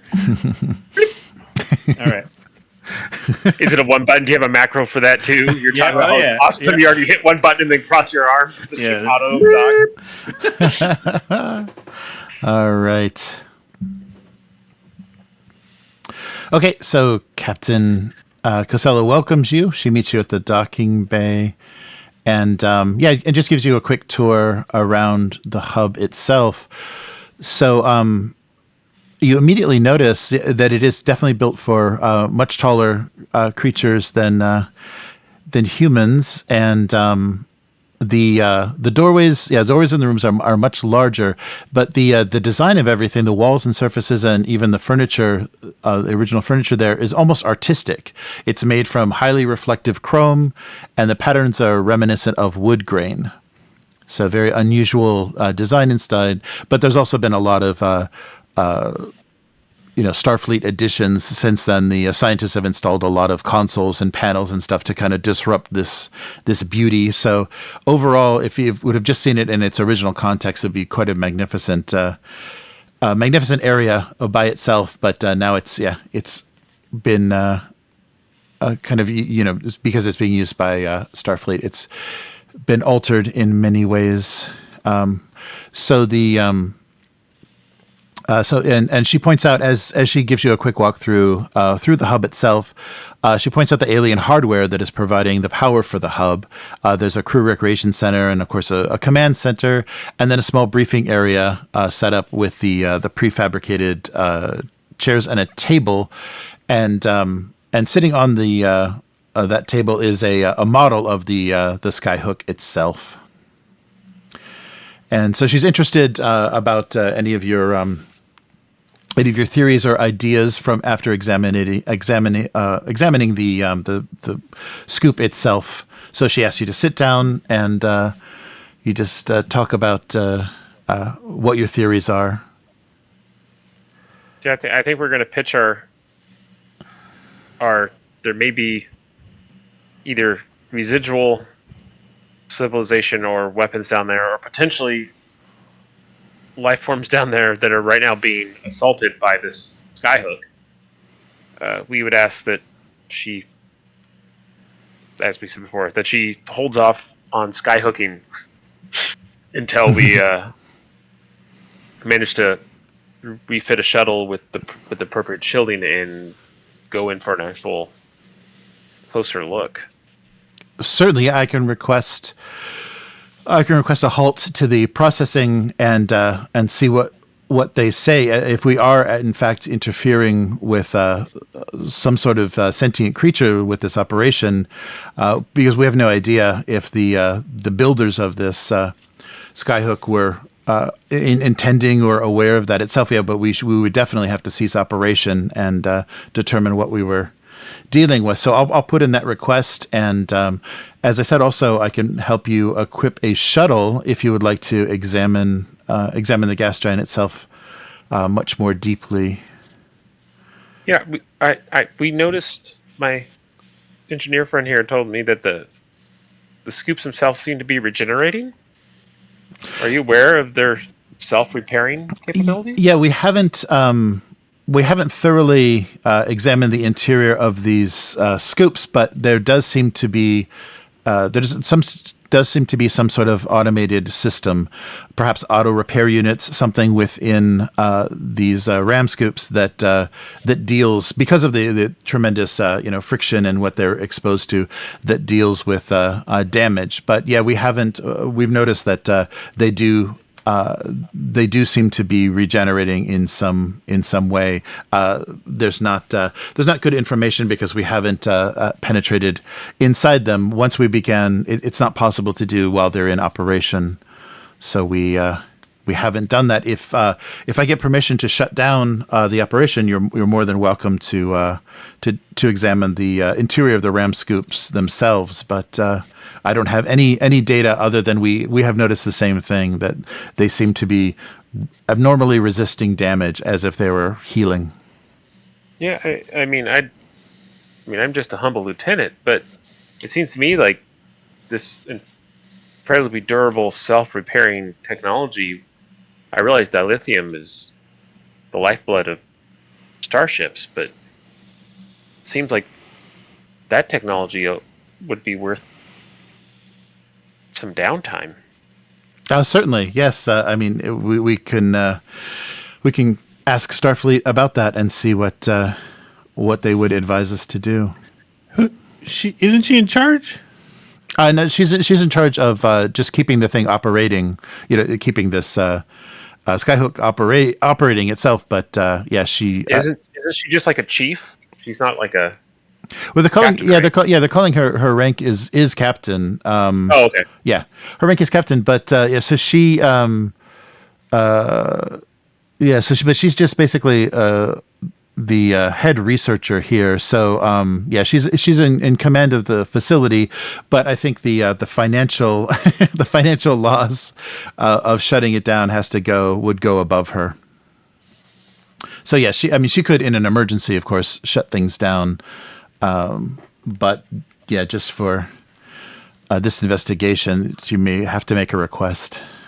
Well, it sounds like you've already thought of this shielding idea for the ships. How long do you think it would take to refit one of our shuttles?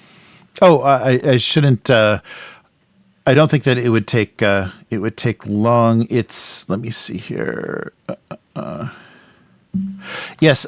So to modify the a shuttle to generate enough energy to reinforce the shield grid, it would probably take about a day, and it would give you about 30 minutes of protection and allow you to explore.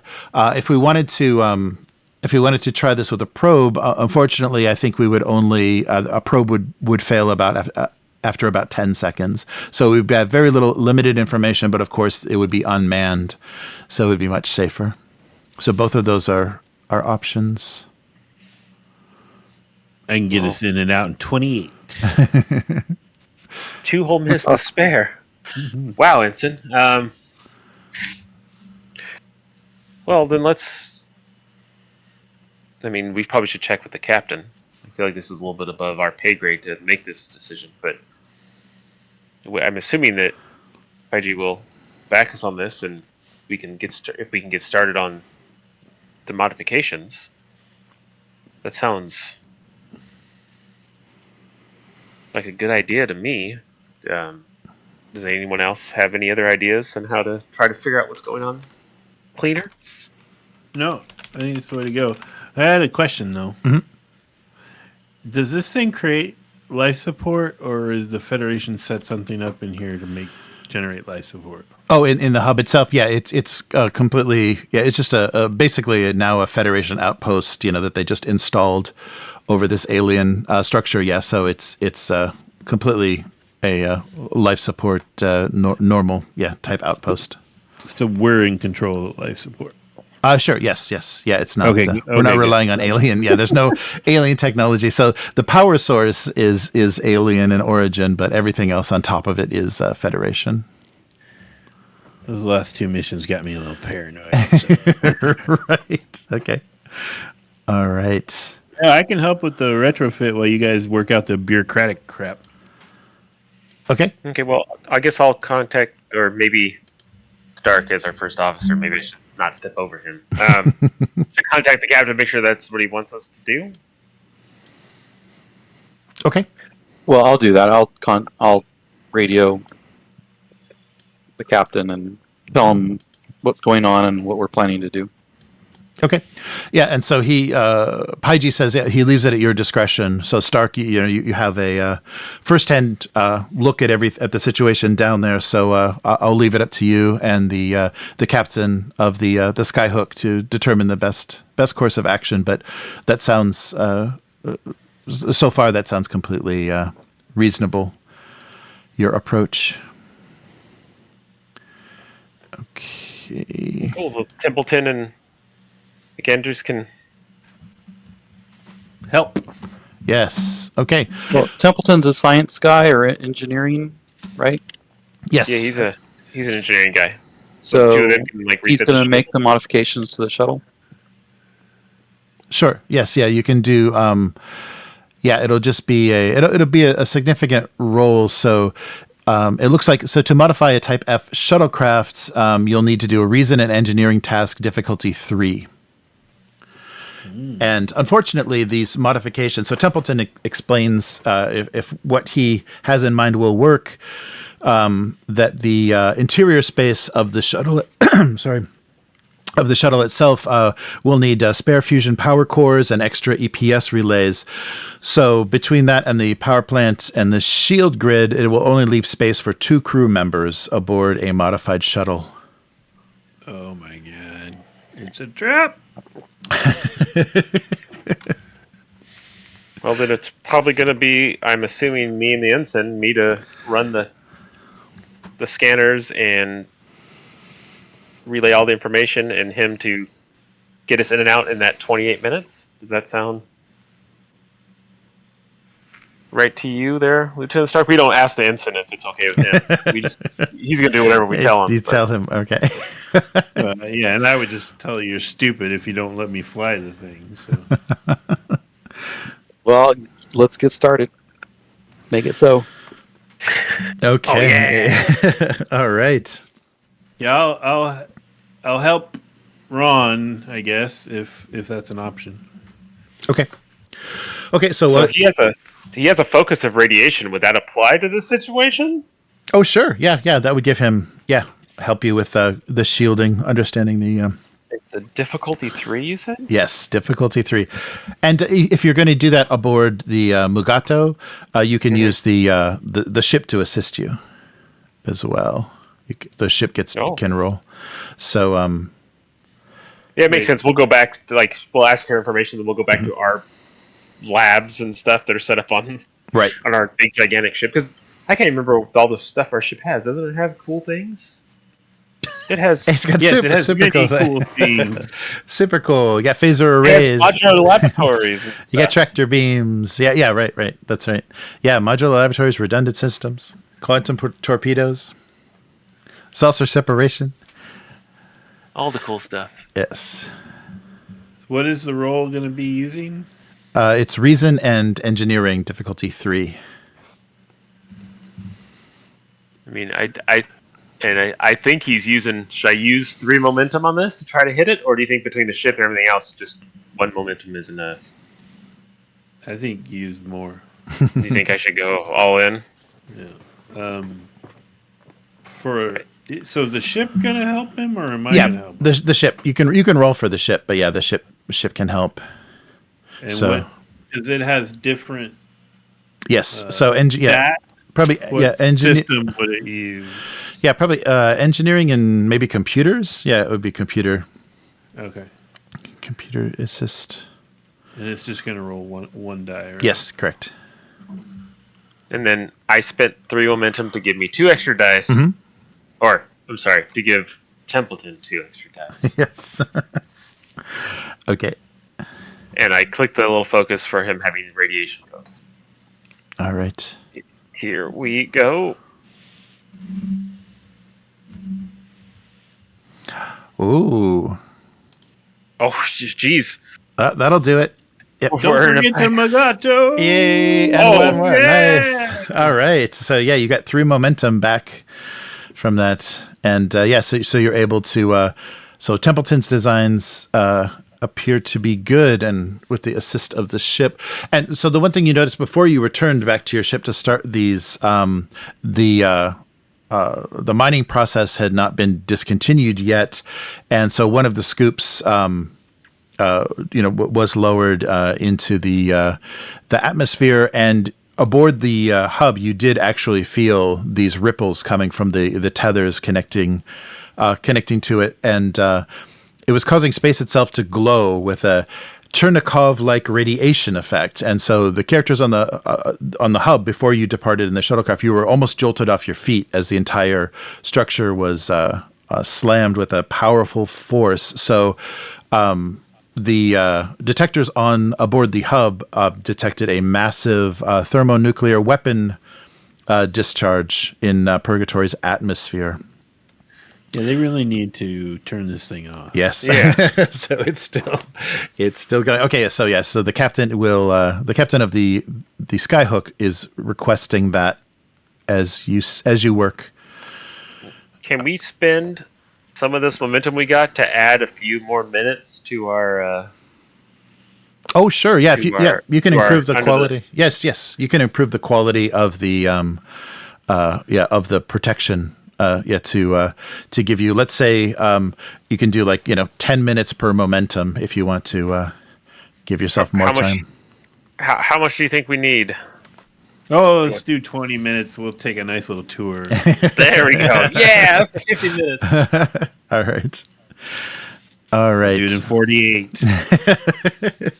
Nice. All right. Yes. So these detonations do keep occurring. Okay, so are we... What's that super secret intelligence agency called? Oh, Section 31. yes. Section 31. They're involved. Yes. $100. 100 Latinum, press Latinum, they're involved. Wow. Okay, 100 gold press platinum. I'm in. All right. I don't have any. I'm just saying things, but All right. Yes. So who is going to crew this modified shuttlecraft? I think we know who's going to pilot it. yeah. And it's Templeton? Lieutenant Stark. Oh no.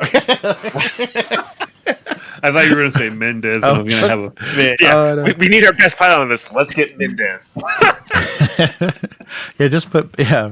And then I guess the next question is who do we want to go down in the shipboard? Do we want Stark? Do you want to go because you're our security guy and you can handle dangerous situations, or do you want me to go because I'm the potentially better at scanning? I'm not sure if I think I am. I assume the same group that we had was going to go, or He said we can only send 2 people. We can only send 2 people. Yeah. On the shuttle. Oh. Yeah. On the shuttlecraft. He's splitting the party. That's what's happening right now.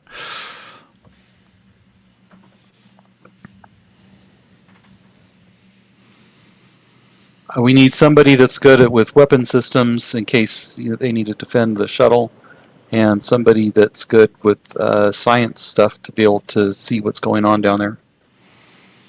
We also need someone who can pilot those. How good are you at scanning stuff, Ensign? And Lieutenant Stark? My science is 2. Not my science is 2. My science is 5, so I'm But good at scanning, but I'm not I good have skills in combat tactics, shipboard tactical systems, hazard awareness, astrophysics. I think all those things should help me in the shuttle if I'm there. So you're the first officer. You tell me who's going down that thing. Is it you and the ensign then? Ensign has a good science score. No, I have a terrible science score, but I can fly the crap out of this ship. You can fly and I can shoot. Yeah. Sounds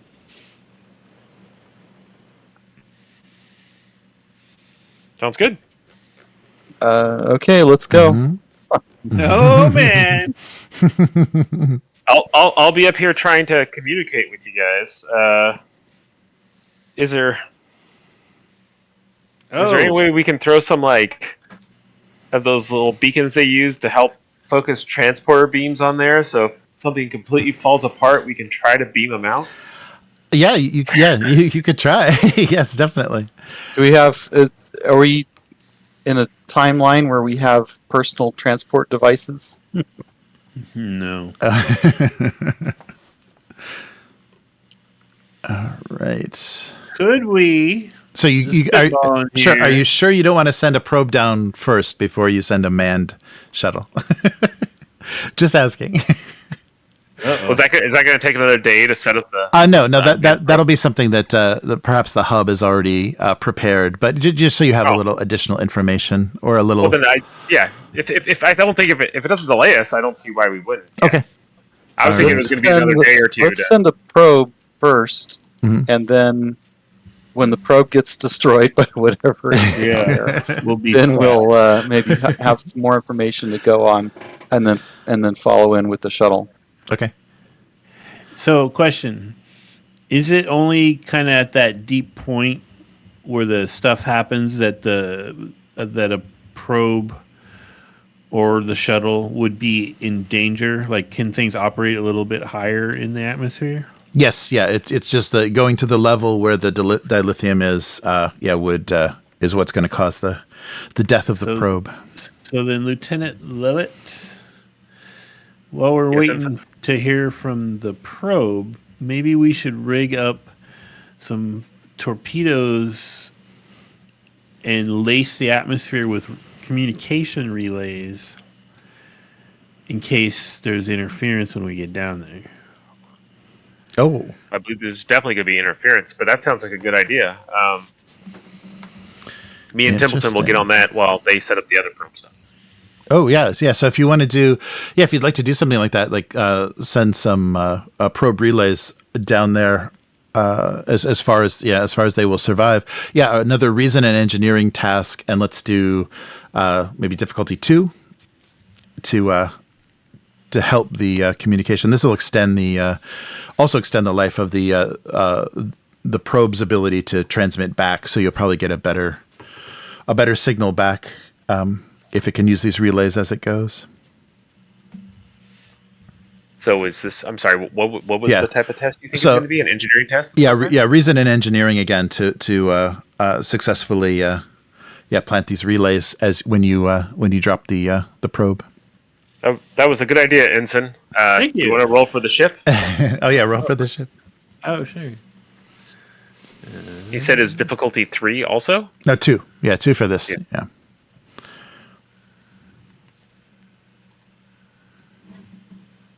Yeah, radiation probably doesn't apply in this situation, does it?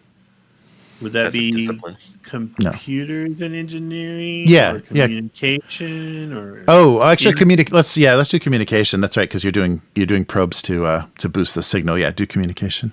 I'll spend one of those momentum to Okay.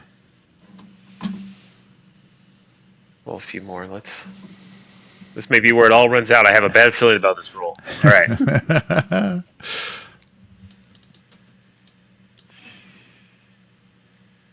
No, I need you, ship. Come on, ship. All right, you did it. one. Yes, that was just enough so that you're able to.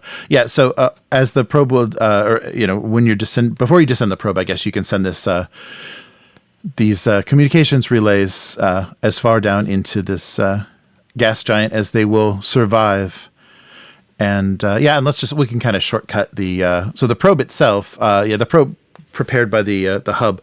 The probe itself will give you about now with this improved relay, about 30 seconds. You get about 30 seconds of communication back. So the probe is launched, and you can do that from the Mugato itself. So you're trying to get down to the layer where the lithium is mined. So it sends back not very clear information. The images are distorted, so you are getting a lot of interference, but it's coming back. It looks like stronger than it would have been, and you're seeing what looks like structures at that layer. So because of all this interference, it would be impossible to get any sort of transporter lock on these structures due to the distance and it's the highly ionized radiation and the metallic dust. But if you let's see, so yes, and the probe detected no life, though. There were no life readings at these layers, but it also detected some type of laser, so LADAR, a laser kind of detection system scanning it before it ceased transmitting. So a LADAR, a laser scanning device of some kind. Oh, good. Maybe ethics are not a problem because this is just like an ancient security system that was left online. Maybe we'll be all right. Hey, So you said it detected structures down there? Yes, there was some That sort of... means that there's is there is this just a gas giant that's just gas only? So Yes. those would be actual objects Right. floating around in there? Correct. Or- Yes. Yeah, there are objects at the Okay. layer that dilithium is at. There are some sort of floating structures. Maybe while we're gone, you could rig up a second shuttle just in case you have to come get it. Yes. Yes. Yeah, well, that's a good idea. So we keep our best pilot to save our second best pilot when problems happen. I like it. Nice. All right. I mean, that sounds like a good idea, but I mean, you guys aren't going to be gone long enough for us to do that, so you're just probably going to die. Yeah. Right. Not really going to have any support. I'm sorry. Great. So, okay, so I'm trying to decide, will we find out anything more by taking a shuttle in than what the probe already discovered? Well, if there's any way to dock with it, we might be able to go inside of whatever Dock it is. with what? The structure that's down there. And the sensors aboard the shuttle are going to be once you're below those layers of interference. So whoever is crewing the shuttle will get a lot more information. They won't be able to maybe transmit it back to you effectively, but the whoever is in command of the shuttle will get a much more accurate picture of what is going on down there. Okay, so should we get in the shuttle and launch? Mm-hmm. I'm putting on my environmental suit. And again, we put some of those transporter booster beacons Yes. in there. Maybe, just maybe, if they need it, we can beam them out. It's possible. Yes, you extended. Yeah, you successfully rolled. To extend that signal. Yeah. So The whole way down, I'm talking to Mendez. Can you hear me now? Can you hear me now? Can you? nice. All right. Wow. Okay. So unfortunately, this is we're changing scenes or changing acts actually. So you're going to lose this last momentum. So you're gonna have to do some scanning to get some of that back. But let's start this. Or barrel rolls. Yes, or barrel rolls. Let's You start. can do lots of evasive maneuvers on the way in. So a captain's log supplemental will start the we'll start this third act. So captain's log supplemental: the most recent attack on the Big Dipper has shown that there is something in the dilithium layers of Purgatory's atmosphere. Scans have been able to penetrate the interference, have shown no life forms, only structures and technology. The only way to put it to rest is going to be to send a modified shuttlecraft down into the depths. So Payjh has heard your plans and approves. And the captain of the hub was able to get a shutdown after that last attack. That pretty much told her that that was the best course of action, and she received a permission to shut down from the Federation and Starfleet. So there is no dilithium being mined at the moment. So you're on the clock. You're on the clock, fellas. Okay. It's just funny because it feels like sticking your hand in a beehive situation. Like they keep sticking their hand, like, ow, things keep stinging me. And they just keep sticking their hands, like, just stop for a moment. And let us try to figure out, no, but the honey. And they're so obsessed. They finally stopped.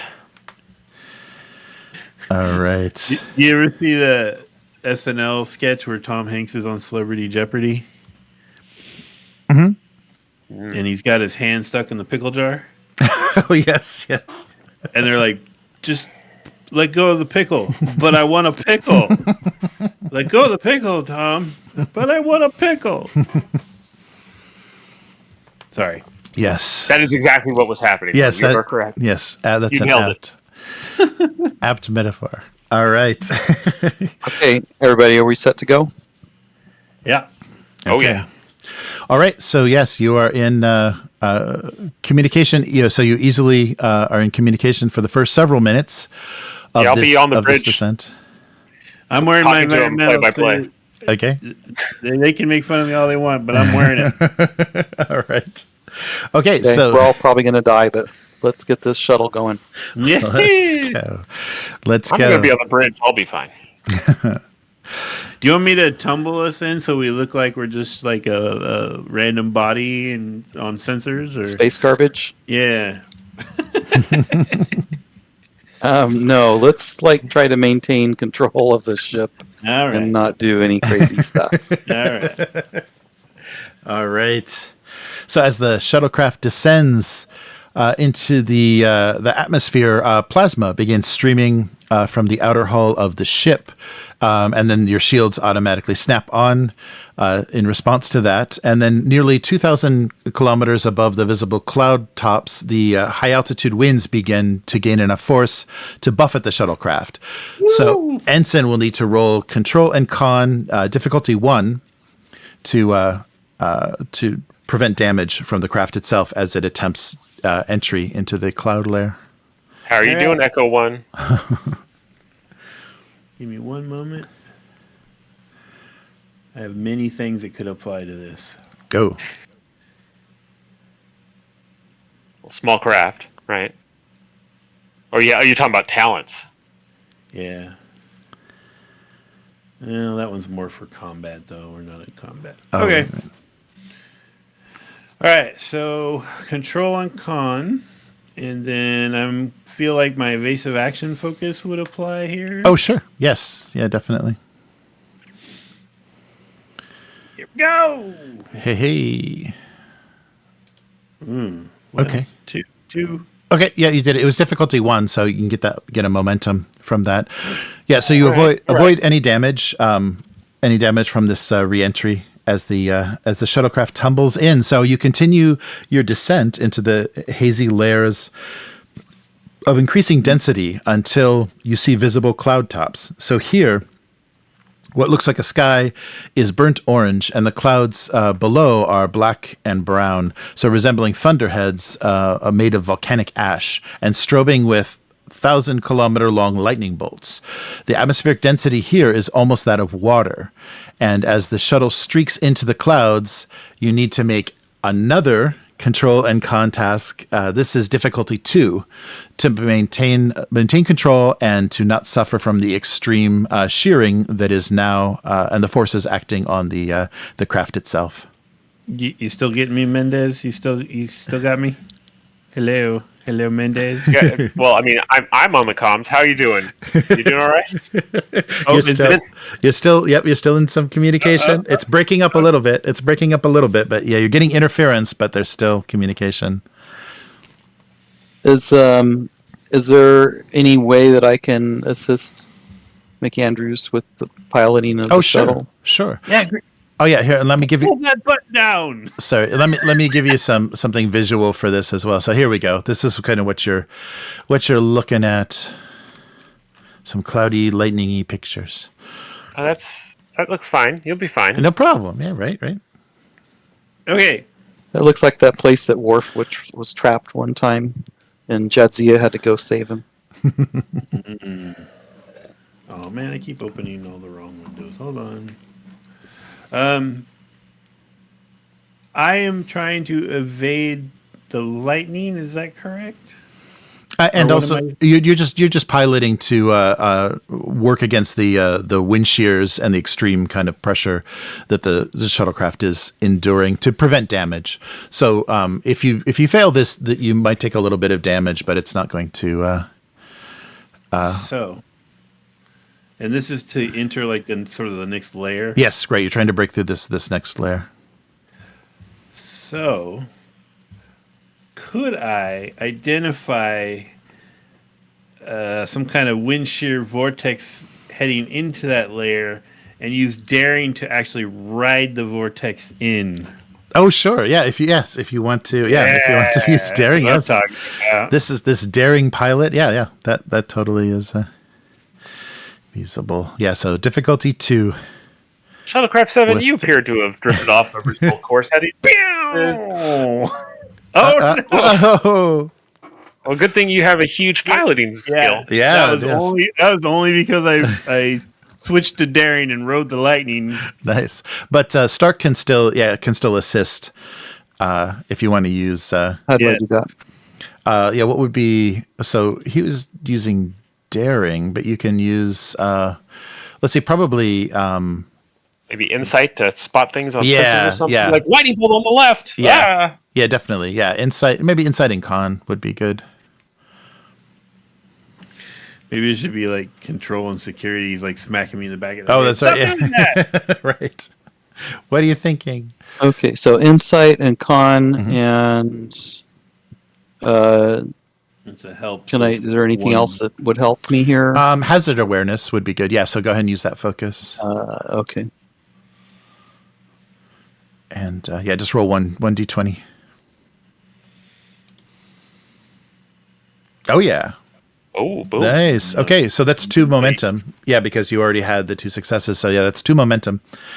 Nice. Perfect. All right.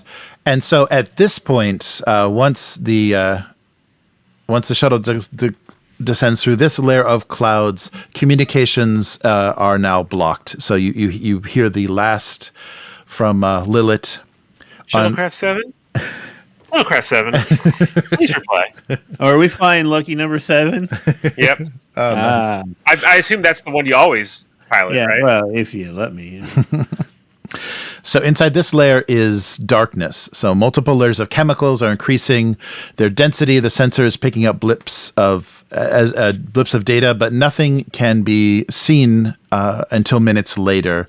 So at the depth of about 1,000 kilometers, the sky around the shuttle starts to glow a deep red from the heat of the planet itself. There is minor buffeting, but the shuttlecraft bursts forth into the target layer that is now visually transparent and relatively stable. So this buffeting that you've been experiencing is gone, and the winds or whatever you were experiencing begin to calm down.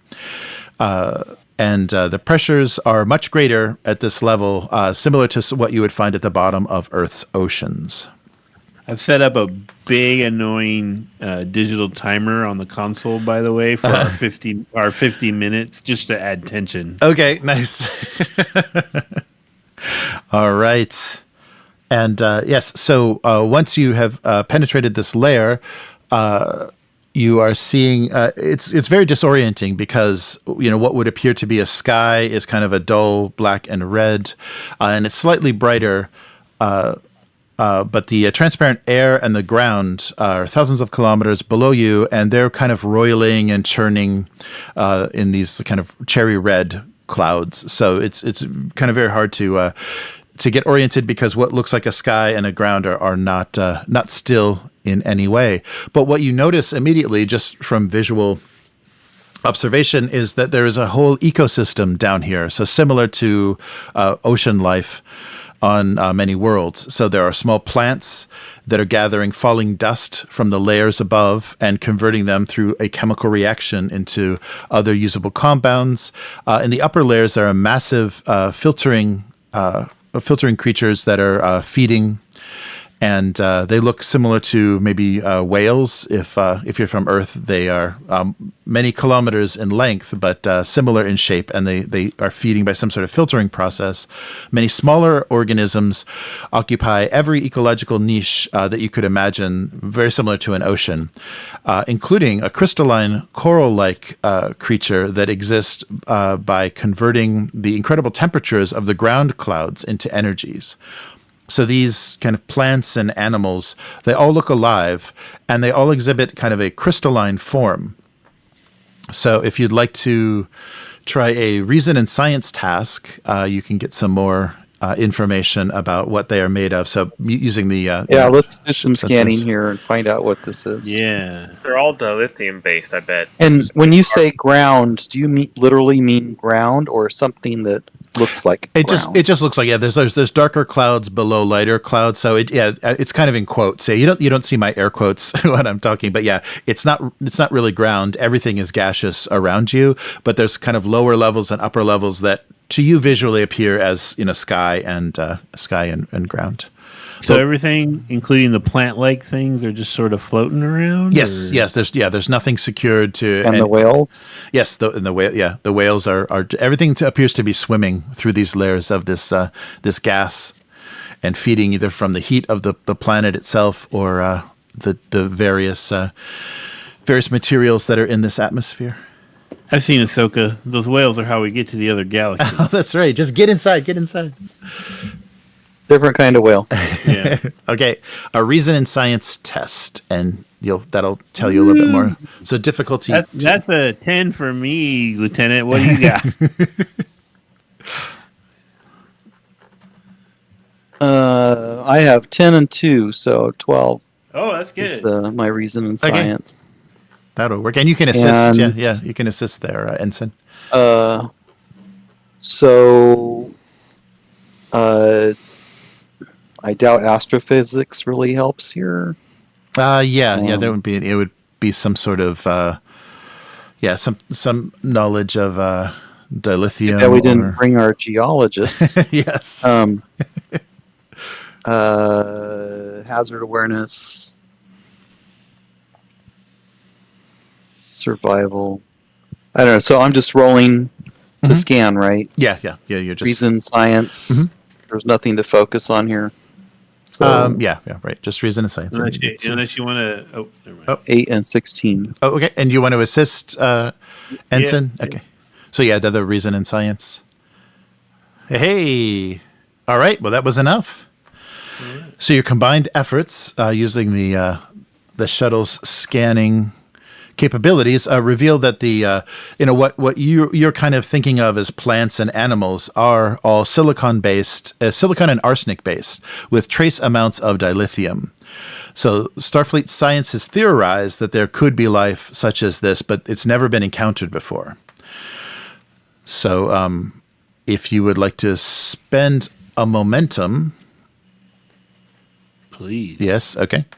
I can tell you some additional information. So a more detailed pass of the scan reveals that these things that look like fish show that the dilithium in these creatures corresponds to their sensory organs, their nerve fibers, and their what kind of seems to be a brain, a nerve center. It's all composed of dilithium and phosphate glass. Our dilithium scoops are scooping up living creatures and killing them. Yep. Yes. Which may be why this thing was turned off. Where are we? Like, I assume we went in with that structure in mind. Like, Right. we come out around it somewhere? Or, like, is it out here? Yes. You haven't noticed it yet, but as you're doing the scanning, the shuttle on the shields begin to sparkle, and your computer sensors are detecting that LADAR that the probe had noticed. So LADAR LADAR pulses are scanning your vessel. Oh, we're getting pinged. Yes. So Can we tell where the scanning is coming from and try to hail them, or? Sure. Yeah, you can. If you want to do reason and con difficulty 1, you can locate. Yeah, it would be pretty easy to locate the source of this.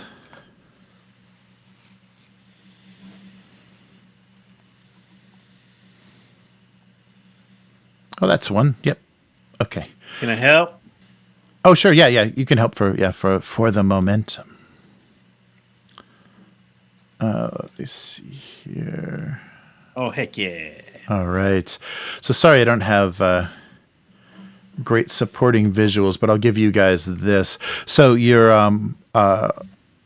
scans and the computers target the source of this laser scanning, and it looks kind of maybe less psychedelic, but looks something like this. So you're seeing this crystalline floating structure.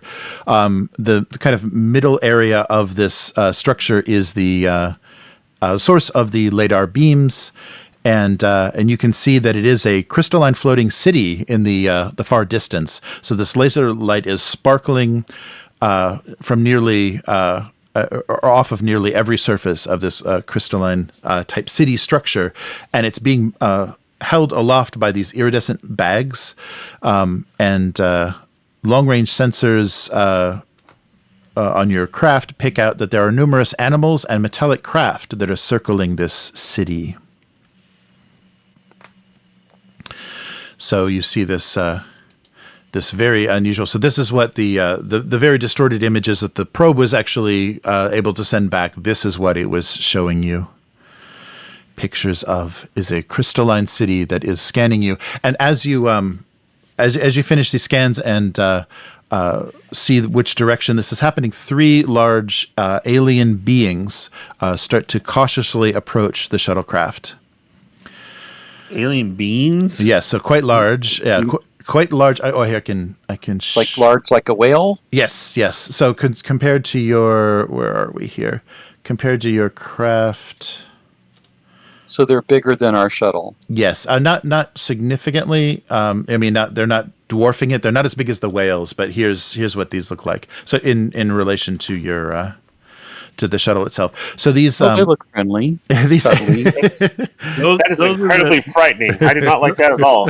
Those are the beans? Yes. Those are not the whales? no, those aren't the whales. Those are the alien beings that approach you, and their main eyes seem to be constantly painting the shuttlecraft with a low power laser. So they have like their own personal radar systems, and there seems to be some sort of warning. They're constantly, all of them are constantly scanning the shuttle, but the laser. Can we try to establish communication with them? Oh, sure. Yes, the laser's not causing any damage. It's purely scanning, and you see they are composed of the same kind of crystalline structure as all of the other, like life that you've seen below. And these layers, and they're also another thing that you notice immediately is that they will flash different colors. So their fins and the different appendages are changing colors, and they seem to maybe correspond with some sort of emotional state or some sort of. They're not communicating, but they are indicating something to you. So did they come out of that city? Yes, yeah, they came from the direction of the city. Mm. Yes, so they. As you were, I will try to fly casually, okay, and non-threateningly if you want to hail them or something. I don't know how we would do that. Yeah, so you can. Yes, if you want to try to analyze what the flashes of color are, you can roll Insight and Command, and if you want to kind of analyze what they are doing or what their role might be, a Reason and Science might tell you.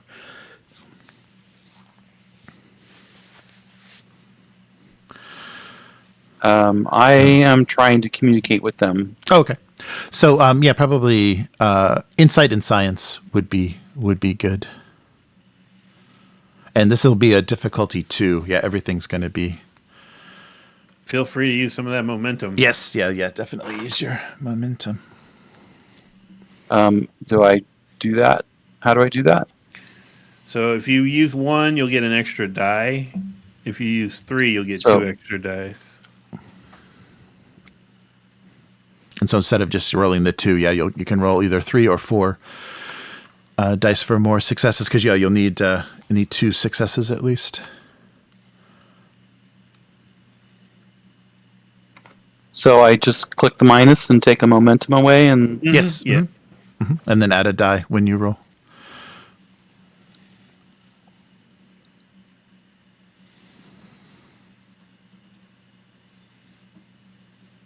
Ooh. All right. So can I help? Oh, sure. You got there. Yeah, if you want to, you can use the shuttlecraft computer to help. So yeah, just roll your stats. What was it?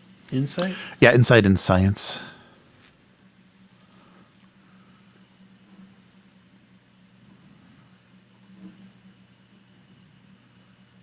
Oh, okay. Well, you succeeded, but just no momentum generated. So, and using the shuttlecraft's computer system, you can see what is occurring in the way that they're gesturing with their appendages, with these things that appear to be tentacles, and this colored signaling is and attempt to communicate. So because you've succeeded at this task, you're able to, using the ship's computer, do a primitive translation on what these beings are saying. And it comes across in a kind of broken Federation standard. You can... So if you spend one more momentum, I can give you exactly what the... We'll provide a standard translation, and you can convert the systems on the shuttlecraft to modify the light system and the shielding to communicate back. So if you do control and engineering difficulty 1 will give you the ability to kind of return messages through what the ship is capable of doing in its lighting and shielding levels. And I have to use a momentum to get to that point? So no, you're okay. You're okay now. You understand what they're saying. To answer back to them, you would need to do that. So let me see. Spending momentum will provide standard translation. So does that mean every time? Yeah, let me see. Well, let's just do one momentum, and you'll have pretty much whatever they're saying, and then when you do the task of control and engineering, that'll allow you to answer. So yeah, we'll just do one momentum for all translation. I took the momentum down. Okay, what's your control and engineering? Control is 10, engineering is 2. 12? Oh yeah, You're better than me. And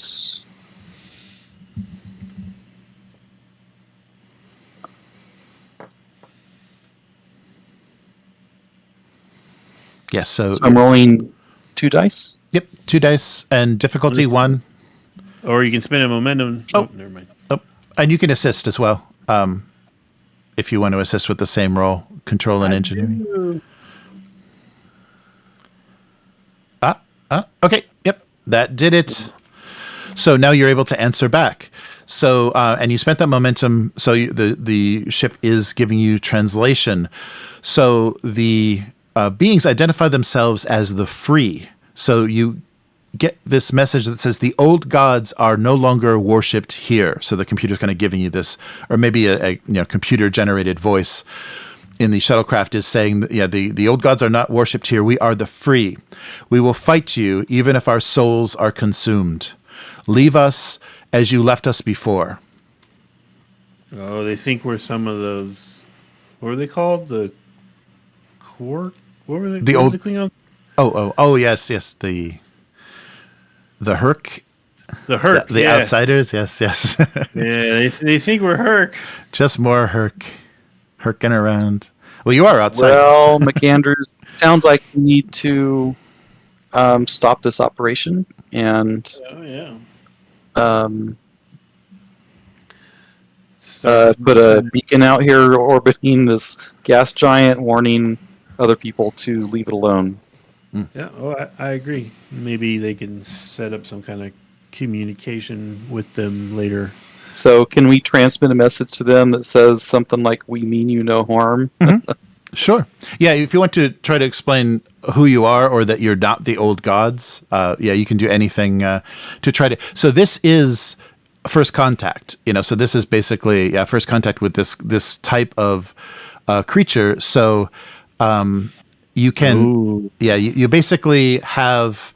if you want to perform some kind of diplomacy here, you basically have 5 tests that you can make, and the number of successes you generate in these 5 rolls will determine how this negotiation goes, how the hasty diplomacy in the 20 minutes you have left goes between them. I was meaning to ask about that. Mm-hmm. So we modified the ship based on what we knew about the outer part of the planet.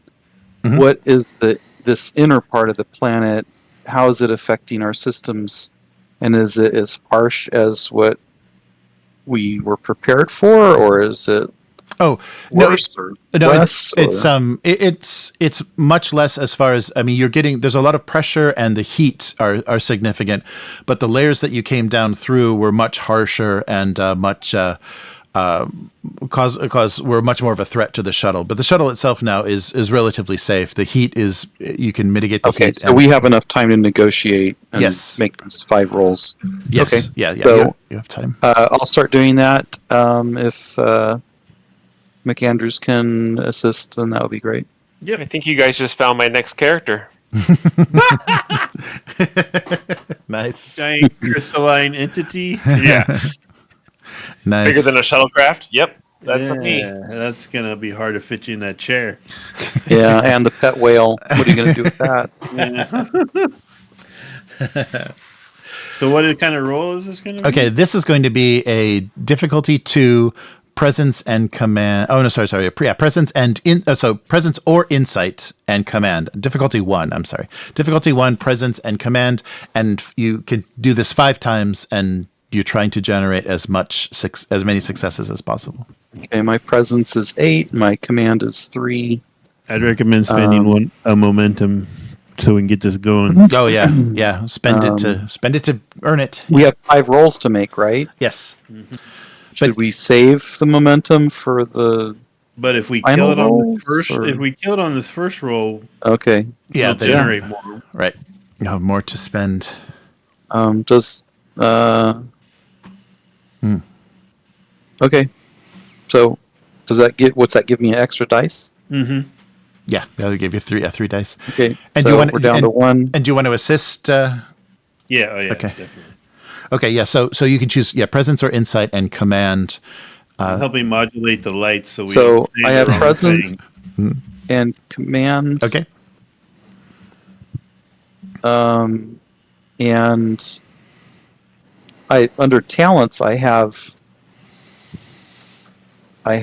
bold command. Does that do anything for me? Oh yeah. If you spend, what does that do? If you're I spending, think you have to give him a threat. That's right. Yeah. If you give me threat to basically give you another die, you can re-roll. I think re-roll a die. Mm-hmm. Okay. Yeah. Any threat. Okay. Any Does dice that- to use with threat. Yeah. Does that sound like something I should do, Matt? I think you have 3 dice, and I'm going to help you with 1 die. I think Okay. we should just try Okay, it. so I'm just going to roll. Okay. All right. 4, 7, and 10. Oh, that's good. Yep. And Matt, you want to contribute? Coming in. Oh, nice. Okay. Right. Okay, so that's 4 successes. that's 3 momentum. Nice. So we're back up to 4. Yes. Nice. Oops. And okay. Okay, so that's the first roll of 5. Yes. And so the kind of being closest to the shuttlecraft introduces himself as the 3rd shackle breaker of the descendants of the brave, and explains to you that the old gods came in metal craft, and they use these or they used to use us to harvest our souls. They sent the soul eaters to devour us when we said we would no longer serve them. They left, and the Eater of Souls left, and now the Eater of Souls returns along with tiny creatures and metal crafts. Do not deceive us. All right. And so try your second attempt. So I'm sorry. I got to keep track of how many total. Yeah, right. I got how many total you guys are generating. So that was 4. Mm-hmm. Yeah. So not momentum, but you're generating successes. Okay. So I'm rolling again with the same Yes. disciplines. Yep. So yeah, same everything. And but this time it's 2 dice. Unless you want to spend more momentum. Yeah, you got momentum Or- to spell. Yeah. Spend. Okay, I'm going to take momentum down to 3 then. Okay. So 3 dice, Yeah. 7, 17, and 19. Oh, okay. But wait, let me push this button over here. An assist. Oh wait, ignore that. I rolled 2 dice on accident. Oh, Sorry. okay. Okay. Oh, roll 1. Not a complication. Roll 1. Oh, okay. Oh, So 2 successes. Okay. And so what are you saying to them? Like, how, are you going to reassure them, or are you just saying we're getting out of here? We're getting out of your hair. I'm trying to explain that that the Eater of Souls was activated by mistake, and that we are going to take it offline and make sure that nobody does this again. Oh, okay. And so you can detect from how they're signaling, they're becoming less anger. They're becoming less angry and more believing of what you've been saying. They have they've heard that the southernmost cities in their lands, the Eater of Souls has been descending and scouring the skies of life. So the third shackle breaker says to you, millions of the free flee from the Eater of Souls, but we have learned the secrets of heaven and are fighting back. We will destroy these Eater of Souls and any old gods that come to defend it. So they, 100% behind you. they have. And in your scanning, one of the things that you did notice, so they're signaling, but some of their appendages seem to be holding some sort of weapon, and they're carrying weapons. They're not pointed at you, or they're not attempting to use them, but they are carrying weapons that seem like large scale automatic rifles, something like similar to the 21st century. And the ammunition themselves are radioactive elements, so they seem to be designed to compress on impact and detonate with nuclear blasts. This radioactive nuclear material. machine guns. That's pretty rad. So these giant floating crystalline beings have nuclear machine guns. All right. Yes, that's what you're up against. Let's make that next roll before they change their mind. Okay, so go ahead.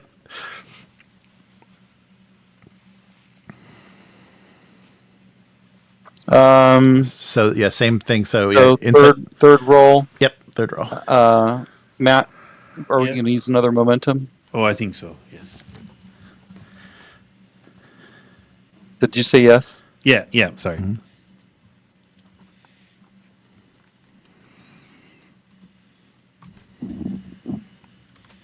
Okay, and you want to assist, Matt? No. Okay. But you get one momentum back from that. Blink the red light, not the green light. Blink the red light. No. Oops. Oh no. All right, and yes. So the and so what you figured out from what they're explaining to you is, yes, that the Big Dipper they're seeing as the Eater of Souls, and they're also explaining that there are multiple cities. So this crystalline city that you saw is only one of many, and the population in this gas giant is considerable. So there are many factions and many groups of these beings that they call themselves the Free, and they are all. So basically, there's countless innocent sentient beings on this layer of the gas giant, and this mining has killed swaths of this planetary ecosystem, and countless of them. So they are, they initially are very terrified of your presence here, but as you communicate back and forth, they seem to be less and less aggressive and less worried about the results of this contact.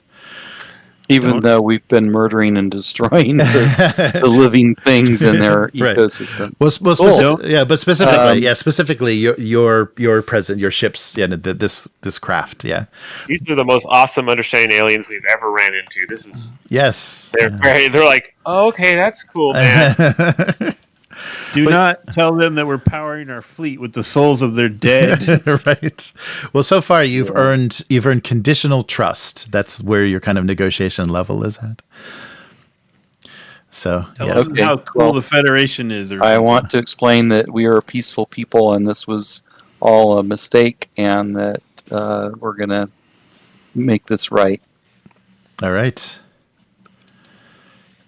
Excellent. All right, let's give the fourth. Doing a fourth roll? Yep, our fourth roll.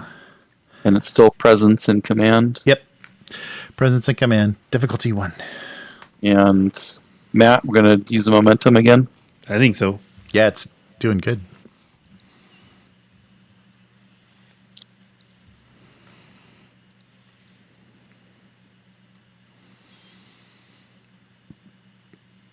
All right. 2 and 5 and 16. Here we go. Oh, yeah, and there's another one. All right, so you got 3 momentum and 4 total successes. Nice. This is a net gain on what we came down here with. Yeah, right.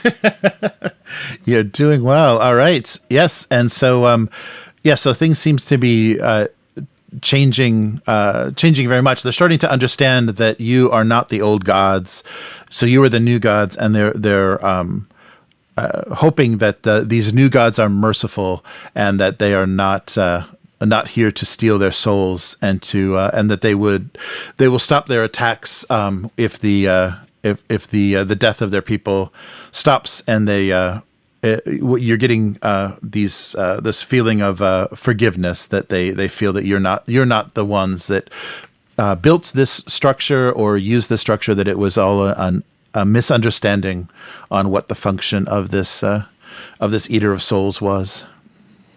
I'm pretty sure it's against regulations to impersonate gods, so you might want to clarify that with them. Yes, right.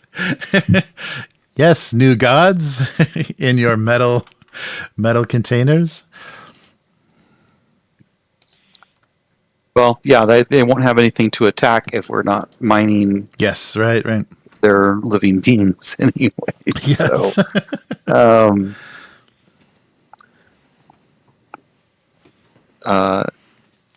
anyway, I'm going to, I guess, tell them that we are going to return to our ship and stop the Eater of Souls. Okay, excellent. Yes, they are grateful, and you get one more roll. So this is our 5th. I can't do it with that momentum, man. Throw it all. Yeah, I think you should spend 3 this time.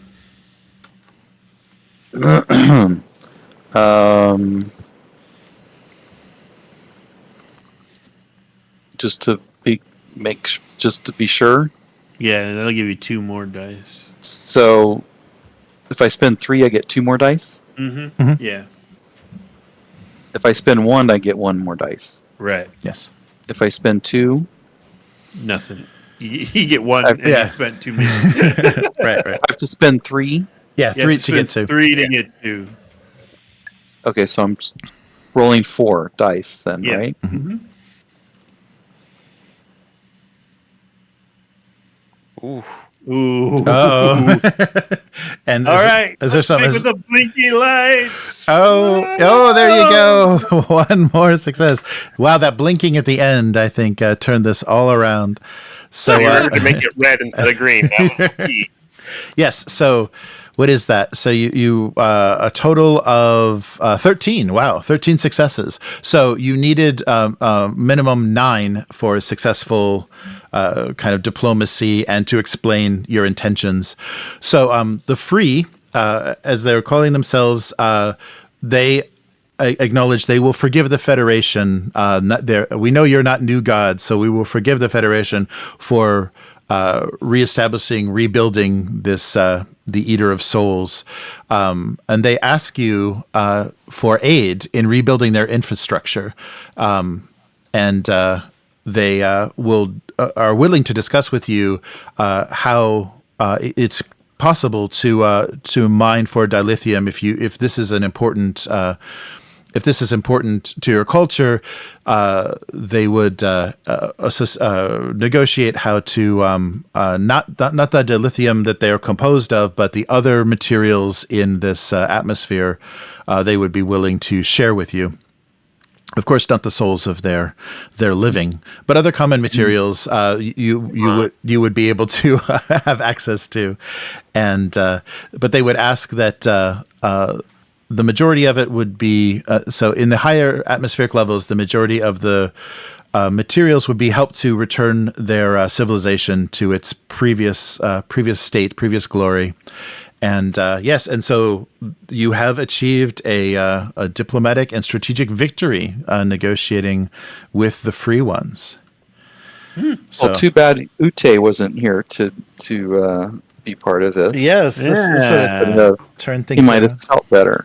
Yes, yeah, this could have been. Well, this will be a happy story. Maybe this will get him out of therapy and back on the bridge. I do so much better when I'm not there. Oh, nice. All right. I was holding them back. Yeah. Excellent. Wow. Well, there was almost nothing for me to spend threat on. You guys didn't go into any of the threatening situations. So, Yeah, I excellent. decided not to shoot them this time. Nice. So yeah, you can return. So you're within your time, and you've successfully communicated. So they're just requesting the Federation's help in restoring what's been damaged in their culture. But other than that, things are a very peaceful resolution. So you're able to return with amazing. I guess you want to do a roll. Why don't we do one more roll to get you out of the atmosphere? So Ensign. This is where it all falls apart. Yes, here we go. McAndrews. Yes. Don't roll a 20, please. So yes, control. I don't want to blow up on exiting. Control and con. Difficulty 2, and you'll get home. You'll get back to the hub. You'll make it out. Is it control and con, or am I spiraling? Oh, okay. Yes. So that we can record all these life signs as we plummet or shoot back up out of the. Okay. Yes. You can. Whatever a sphere this is. In a very daring fashion, yes, you can make your way out of the layers. The layers of clouds, and take back with you as much information as your scanners can obtain about this civilization. I'm using a momentum. Yeah, I can bury the get needle. recordings on everything and Excellent. work on the documentation while our expert pilot gets us out of here safely. Whoop, whoop, whoop. Oh, I said don't roll a 20. Oh no! Oh my god! I spent a momentum too. Can I grab the controls out of his hand and do something here? Technically, I got a success. Yes, that's true. The complication is I accidentally fired at one of them. Yeah, right. Aha, suckers! Oh no! Yeah, so Just ram the ship into one as you leave. right. Like crashed into a whale on our way out. Or Yeah, the whales hadn't got the memo that we were cool yet, and they just ate us. Right. Okay. Well, let's give this a shot. So, wow. The let's see how you guys. So this is it's nothing personal. This isn't intentional, and I'm going to spend a couple of momentum to make this. Oops, wrong way. To make this even scarier, but let's see what kind of condition the shuttle arrives in. Just a smoking ruin when it gets back. Right. Towards the ship. Yeah. So you should have asked for assistance maybe from your new friends here, but let's see how we did. Oh yeah, no, it's fine. Yeah. So you take the shuttle itself takes 3 damage. I think you've got at least 1 resistance from your shields. So yeah, I don't think. Templeton's not going to be happy with the condition you've brought the shuttle back, but it holds. It holds as you ascend, but it's not. It's not going to be reusable, and you come back pretty hard into the shuttle bay of the hub itself. So people immediately are quite concerned that things went badly. Bounce across the bay and slide into a wall or something. Yes, yes, but. So you report, and of course, as soon as you pierce the cloud layer, communications from Lelit are reestablished, and you come in. Yeah, you come into the hub shuttle bay, nice and hard. 7, we read you. Are you okay? is the scoop still deployed right now? No, she was able to get permission to stop. Yeah, so there's no there's the Big Dipper is no longer under operation, and if you'd like to beam her to the ship to give her the news, because she doesn't have any idea kind of what you were dealing with. So maybe I guess everyone, maybe the modified shuttle's not going to do it. So you request handshake and. Beam her and the crew of the shuttle back aboard the Mugato. So would you like to explain? So Captain Quasala is very interested. So what did you find? What did you find underneath the cloud layers? We found an entire civilization of silicone-based creatures that the scoop has been scooping up and killing and they were mad at us, so they've been defending themselves by attacking the scoop as it comes through every day. So you can see that she's physically staggered by this news and appears to be physically ill. So I had no idea. This goes against everything that not only Starfleet but myself in my mission to maintain this facility have desired. We only wanted to find out the origins and what we're dealing with here. So the dilithium is inconsequential to the genocide of these crystalline beings. So I immediately am going to request this project is halted and deactivation of the Big Dipper. So we'll keep the scoops parallel to the atmosphere and will no longer activate any of this machine. And I feel as if I will need to resign from my position. I would ask that if you could. No, I don't. Stop. No, pause. So, so there are several cities of these creatures down inside that gas giant, and we've been able to establish communication with them, and they are willing to help us mine dilithium in a safe way that doesn't kill the creatures in their ecosystem. So but we have to help them. So repair. we will need a team of people that can work with the aliens that we just made first contact with, and establish this whatever method they need us to use. Okay, so if you want to roll Insight and Command, if anybody can do this, because you basically, you're aboard the ship. So if someone would like to roll Insight and Command, difficulty 2, to see if you can get this across to her that she's needed in this in these. The correct response is always to resign. It's always the correct response. Yeah. You see, Yes. Quitters. If she just quits right now and leaves, she'll probably need a lifetime of therapy right. to get over killing millions of creatures. Right. But if she stays and helps, then I think that she can find some reward here. So. My insight is 8. My command is 3. There's somebody that's better than that wants to talk to her. That's better than me.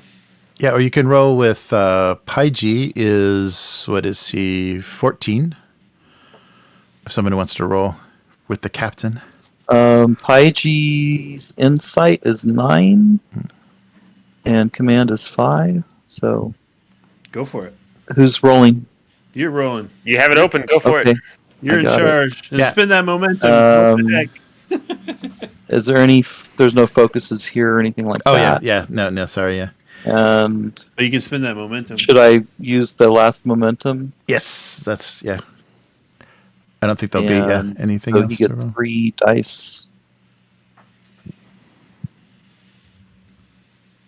Holy cow! Oh no! She's out of here. She is inconsolable. Yes. So Captain Payjh attempted to explain to her that there's no way she could have known that this was happening. This is not her fault. But so similar to the first officer's face, the look on Captain Kosala's face is she's inconsolable. The hand that she had in this massacre and bringing this kind of machine of death back online. So all she does, she continues to ask to be returned to the nearest starbase. I deserve to be court-martialed for this. That's right. Oh my gosh, she had no way of knowing that she was operating the stealer or eater of souls. Right. I think we all knew that there was weapons being fired at that thing, and we all thought there was, or not all of us, but I'm sure that the third shackle breaker would love to meet her. And we were like, hey, there's probably a civilization or something down there. That's like 30 seconds into this, we all thought that. She did not. She deserves to be court-martialed. That's right. I said it. Yeah, so even though Lelit is hardcore. Yes, so our Betazoid isn't here to console her. Right. Yeah, so Captain Kosalo, you assume that she will never be convicted of a crime by Starfleet. They knew that she had no idea what she was doing, but her conscience has already declared herself guilty. So she wants to resign and face whatever punishment she can find. So basically, she's going to join the group therapy of Asadon Ute's. Yeah, we're going to be putting a lot of Starfleet officers into. We'll have the repent episode where it's just all of them sitting around crying and holding each other. Yes. So because I think we should just take them all to Vulcan and have some people do some mind melts on them.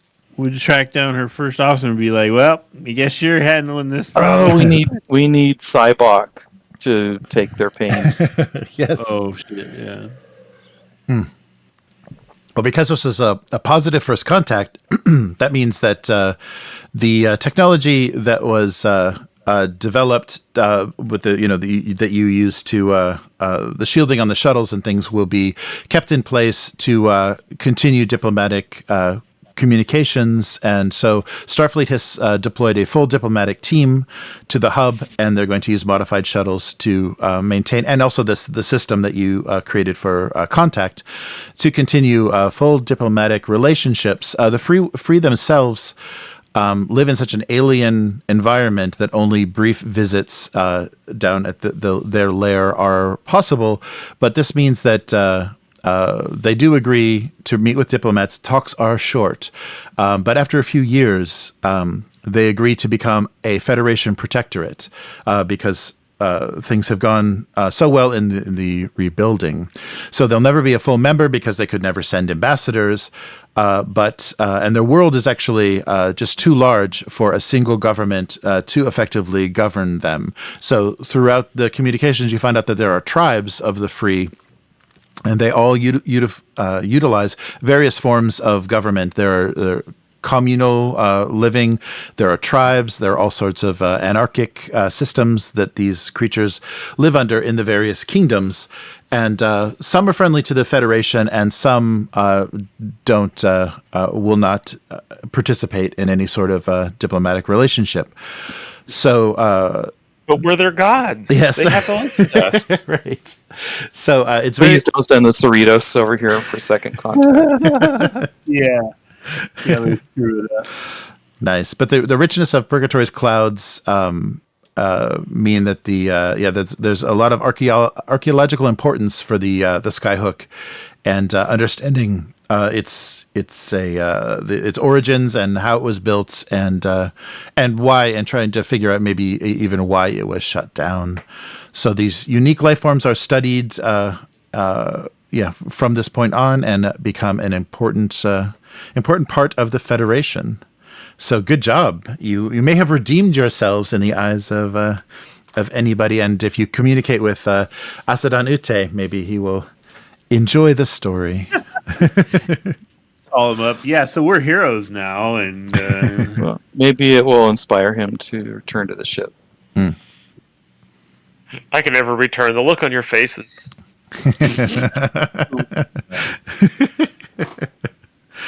Nice. Yes. So, great. So, that this is a resounding success. Hey, you guys did really well in those diplomatic roles. I think those were supposed to go worse. So, very good. And we did this in one session. That's great. yeah, that was quick. Yeah, you guys, because there was things.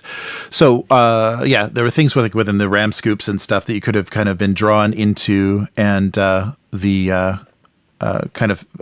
going on the hub where most of that was handled over communications. So nice. Yeah, did it. That went quick. That went well. Yeah. So being inside, if you guys would have, because you would have been able to get out of the shuttlecraft inside the RAM scoop with suits, with suits on, so you would have been dealing with gravity, and then encountering possibly those things that are repairing the repairing the scoops. So that was a possible confrontation. But all of that was avoided. Yeah, so that's it. Wow. Yeah, that thing needs to be taken far away from here to be studied. Yes, right.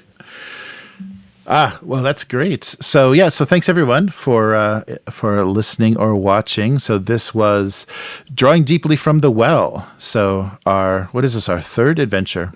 Yeah. So that's Could going have been called Drawing Too Deeply from the Well. Yeah, right. Yes. So thanks for watching, and we'll be back doing this again. Some more Star Trek, possibly next week. So see you then. Goodbye. Bye. Bye. Yeah.